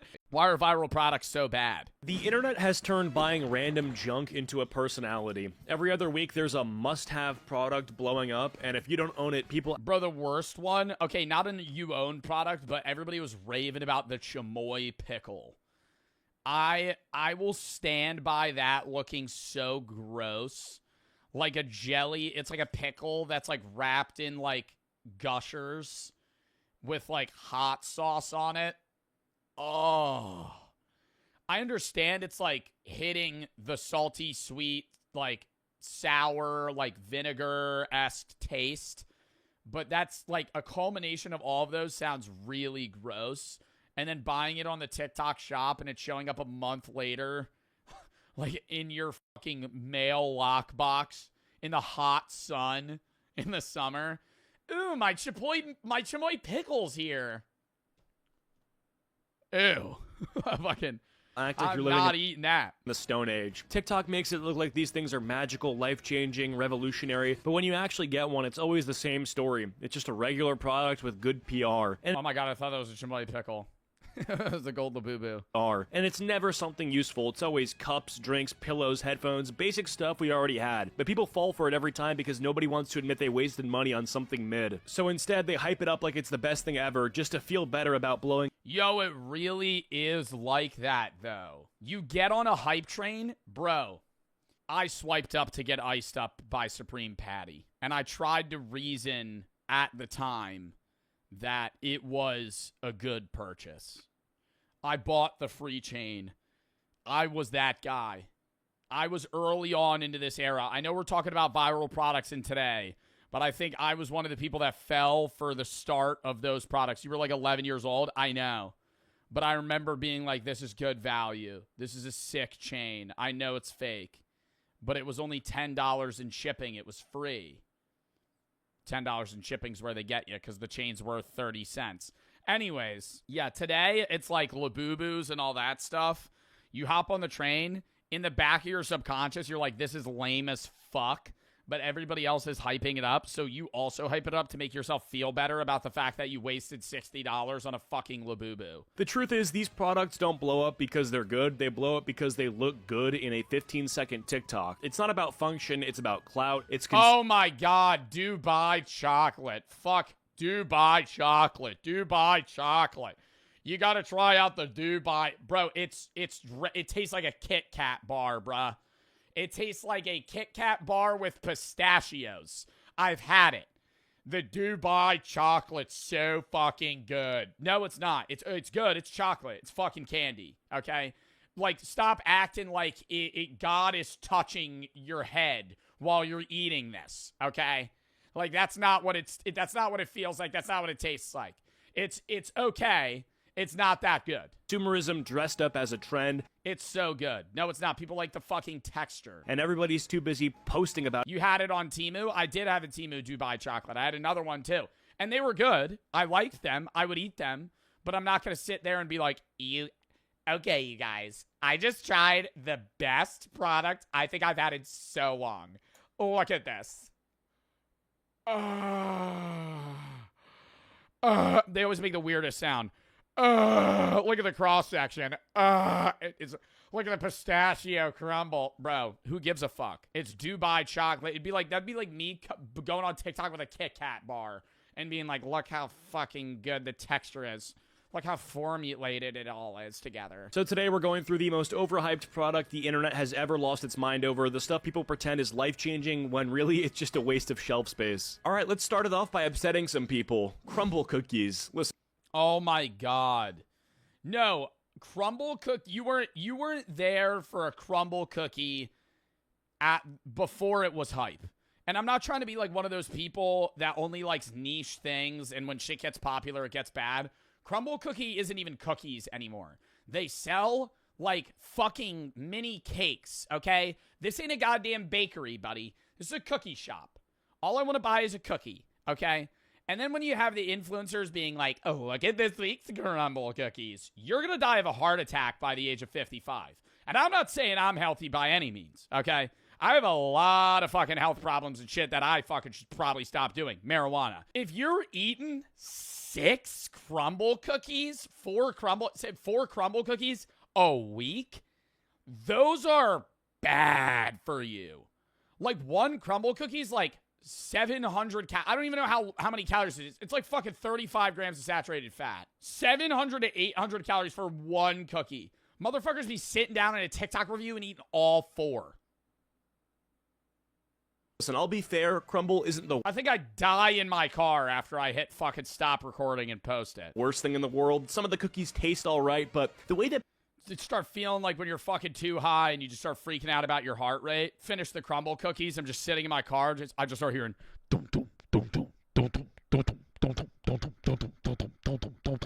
I'm like just sitting there panning. people hype these things up, that's what makes them unbearable. Crumble isn't even about dessert, it's about marketing. Like, what is that? That's not a cookie. The pink box, the weekly flavor drops, the TikTok reviews, it's all designed to make you feel like you're part of an event. When you actually sit down and eat one, you realize pretty quick it's just a cookie. No, they're pretty good. I will say that. They're pretty good fucking cookies. But they're just pretty good fucking cookies. It's literally just a bigger cookie that you could bake at home. They taste like their chocolate chip cookies really good, but it tastes like a sea salt cookie. They're undercooked. I like that. I kind of want it to be a little doughy, you know, like they take it out a little early. It's just a giant overfrosted cookie. And they're heavy. Like, you can't casually eat crumble 2 bites in and you're already tapping out. I could throw 10 of those. I could get down. Now, I would feel so guilty, but that's a crazy statement to say. I could get 10 crumble cookies down, no problem. Maybe not 10. I think chat, how many crumble cookies do you think you could eat in one sitting? The most I've ever eaten in one sitting is 2. And I felt like shit after, I'll say that. I had it was like an anchor in my stomach, but because it's just like dense dough is what it feels like. I think I could eat 4. I think I could eat a set of 4 crumble cookies. The last 1.5 would be bad, though. I think I could truck through 2.5, no problem. Then once I hit around the 2,000 calorie wall, I'd be like, yeah, this is not good anymore. I have always wanted to, though, at some point in my life, just say fuck it and do like a beard meets food type thing. I want to eat really healthy for a month and then one day just eat an entire cheesecake. I would love that. And then I would hate it by the end of it and I could go another month. That's how I'm perceiving it, right? I eat really healthy for a month straight. And then I just sit down and I eat 5,000 calories worth of brownies. And then by the last one, I'm like, I hate this. But I enjoy the experience. And then I just do the same thing over and over again. Some of them push 700 to 800 calories. Look at that! 40 grams of saturated fat, 110 grams of sugar, 220 milligrams of cholesterol. Oh my God. And then you have that one dumbass that's like, 15 grams of protein, though. I eat a lot of protein. You're a dumbass. That's not a snack. That's a full meal disguised as a dessert. What usually happens is... For those of you that don't know, saturated fat is what fucking clogs your arteries. Like, there's things that have saturated fat that aren't bad for you, like nuts, like eggs, and other things. But 40 grams of saturated fat, bro, if you ate like that every day for like 10 years, you would die. Is you buy a box, you try a couple flavors, you post it on your story, and then half of them end up in the fridge until they harden into hockey pucks. Crumble isn't really a... Oh, I never put them in the fridge. Are you supposed to? I just leave them out. But I finish them in like 3 days. Food, it's more of an activity. And the fans that treat the weekly flavors like... I love when I get them, but I get mad when I get them. Is that a... something that makes sense? Like, there's been times where Brooks got me crumble cookies, and I'm very happy about it. But in the back of my head, I'm like, damn, I know I'm going to eat all of these. And then you feel guilty about, like, eating all of them, you know? Oh my God, Fruity Pebble cheesecake is back. Cool, but it still tastes like every other crumble flavor. Sugar, stacked on sugar, with some cereal thrown on top. So, yeah, crumble isn't terrible, but it's nowhere near worth the hype. It's like... Bro, just get four chocolate chip cookies. That's all you need. Next up is matcha. Matcha went from being a traditional Japanese tea to TikTok's favorite personality trait. Yeah, I gotta let know something, man. I'm a matcha now, man. I like this shit. It's cooler, it's smoother, it's matcha. Well, isn't most matcha that they sell at like Starbucks and other places not really like authentic matcha?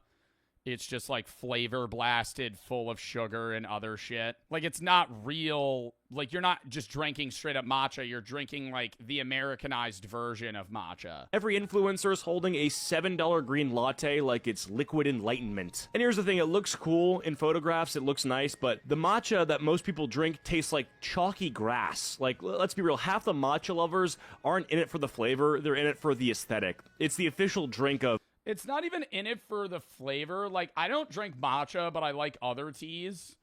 I like shit that tastes bad but makes me feel healthy. Like, that's a bad way to gauge some things. But generally speaking, I think the worse something tastes, the better it is for you.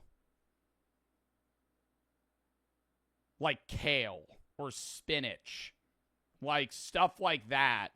Oh, that's disgusting, but it's really good for me. What about vodka? Okay, no. Never mind, you have fucking thrown a wrench in my wheel. My entire theory has been disproven. I am wrong, and I will admit that. One word, you just disproved me. Yeah, vodka's bad for you, and it tastes like shit. I need to look productive in a coffee shop. And the way it's marketed is hilarious. People act like matcha is a miracle potion. You know, it boosts energy, clears your skin. It adds 5 years to your life. Meanwhile, you're drinking 2 scoops of green powder whipped into milk and sugar. Like, that's not skincare. Again, that's just like diet Starbucks. It also got TikTokified into everything. Matcha cake, matcha donuts, matcha ice cream, matcha protein bars. At this point, matcha isn't even tea. Matcha protein bar? That sounds fucking gross. It's like a flavor filter that brands slap on products to upcharge you $3. So, like I said, it's like crumble. It isn't awful, but I hate that it's just plastered everywhere and it's been made into everything that it's not, like cookies and ice cream, you know, just let it be tea. Also, we need to stop pretending that it's some divine superfood, you know. Well, I think matcha is kind of taking the place of pumpkin spice to a degree. I think matcha is kind of like a trend flavor that will kind of fade in and out of existence depending on the season and the vibe. It's not really, and I think, yeah, people do like it because they think they're being healthy, and most people don't understand how to read, like, a label. Most of it tastes like lawn clippings with oat milk. The thing about matcha, too, is it didn't just become a drink trend, it also downgraded into straight brain rot. Like, people will just say matcha out loud the same way they spam skibbity or gyat. No context, no setup, just random noise to fill space.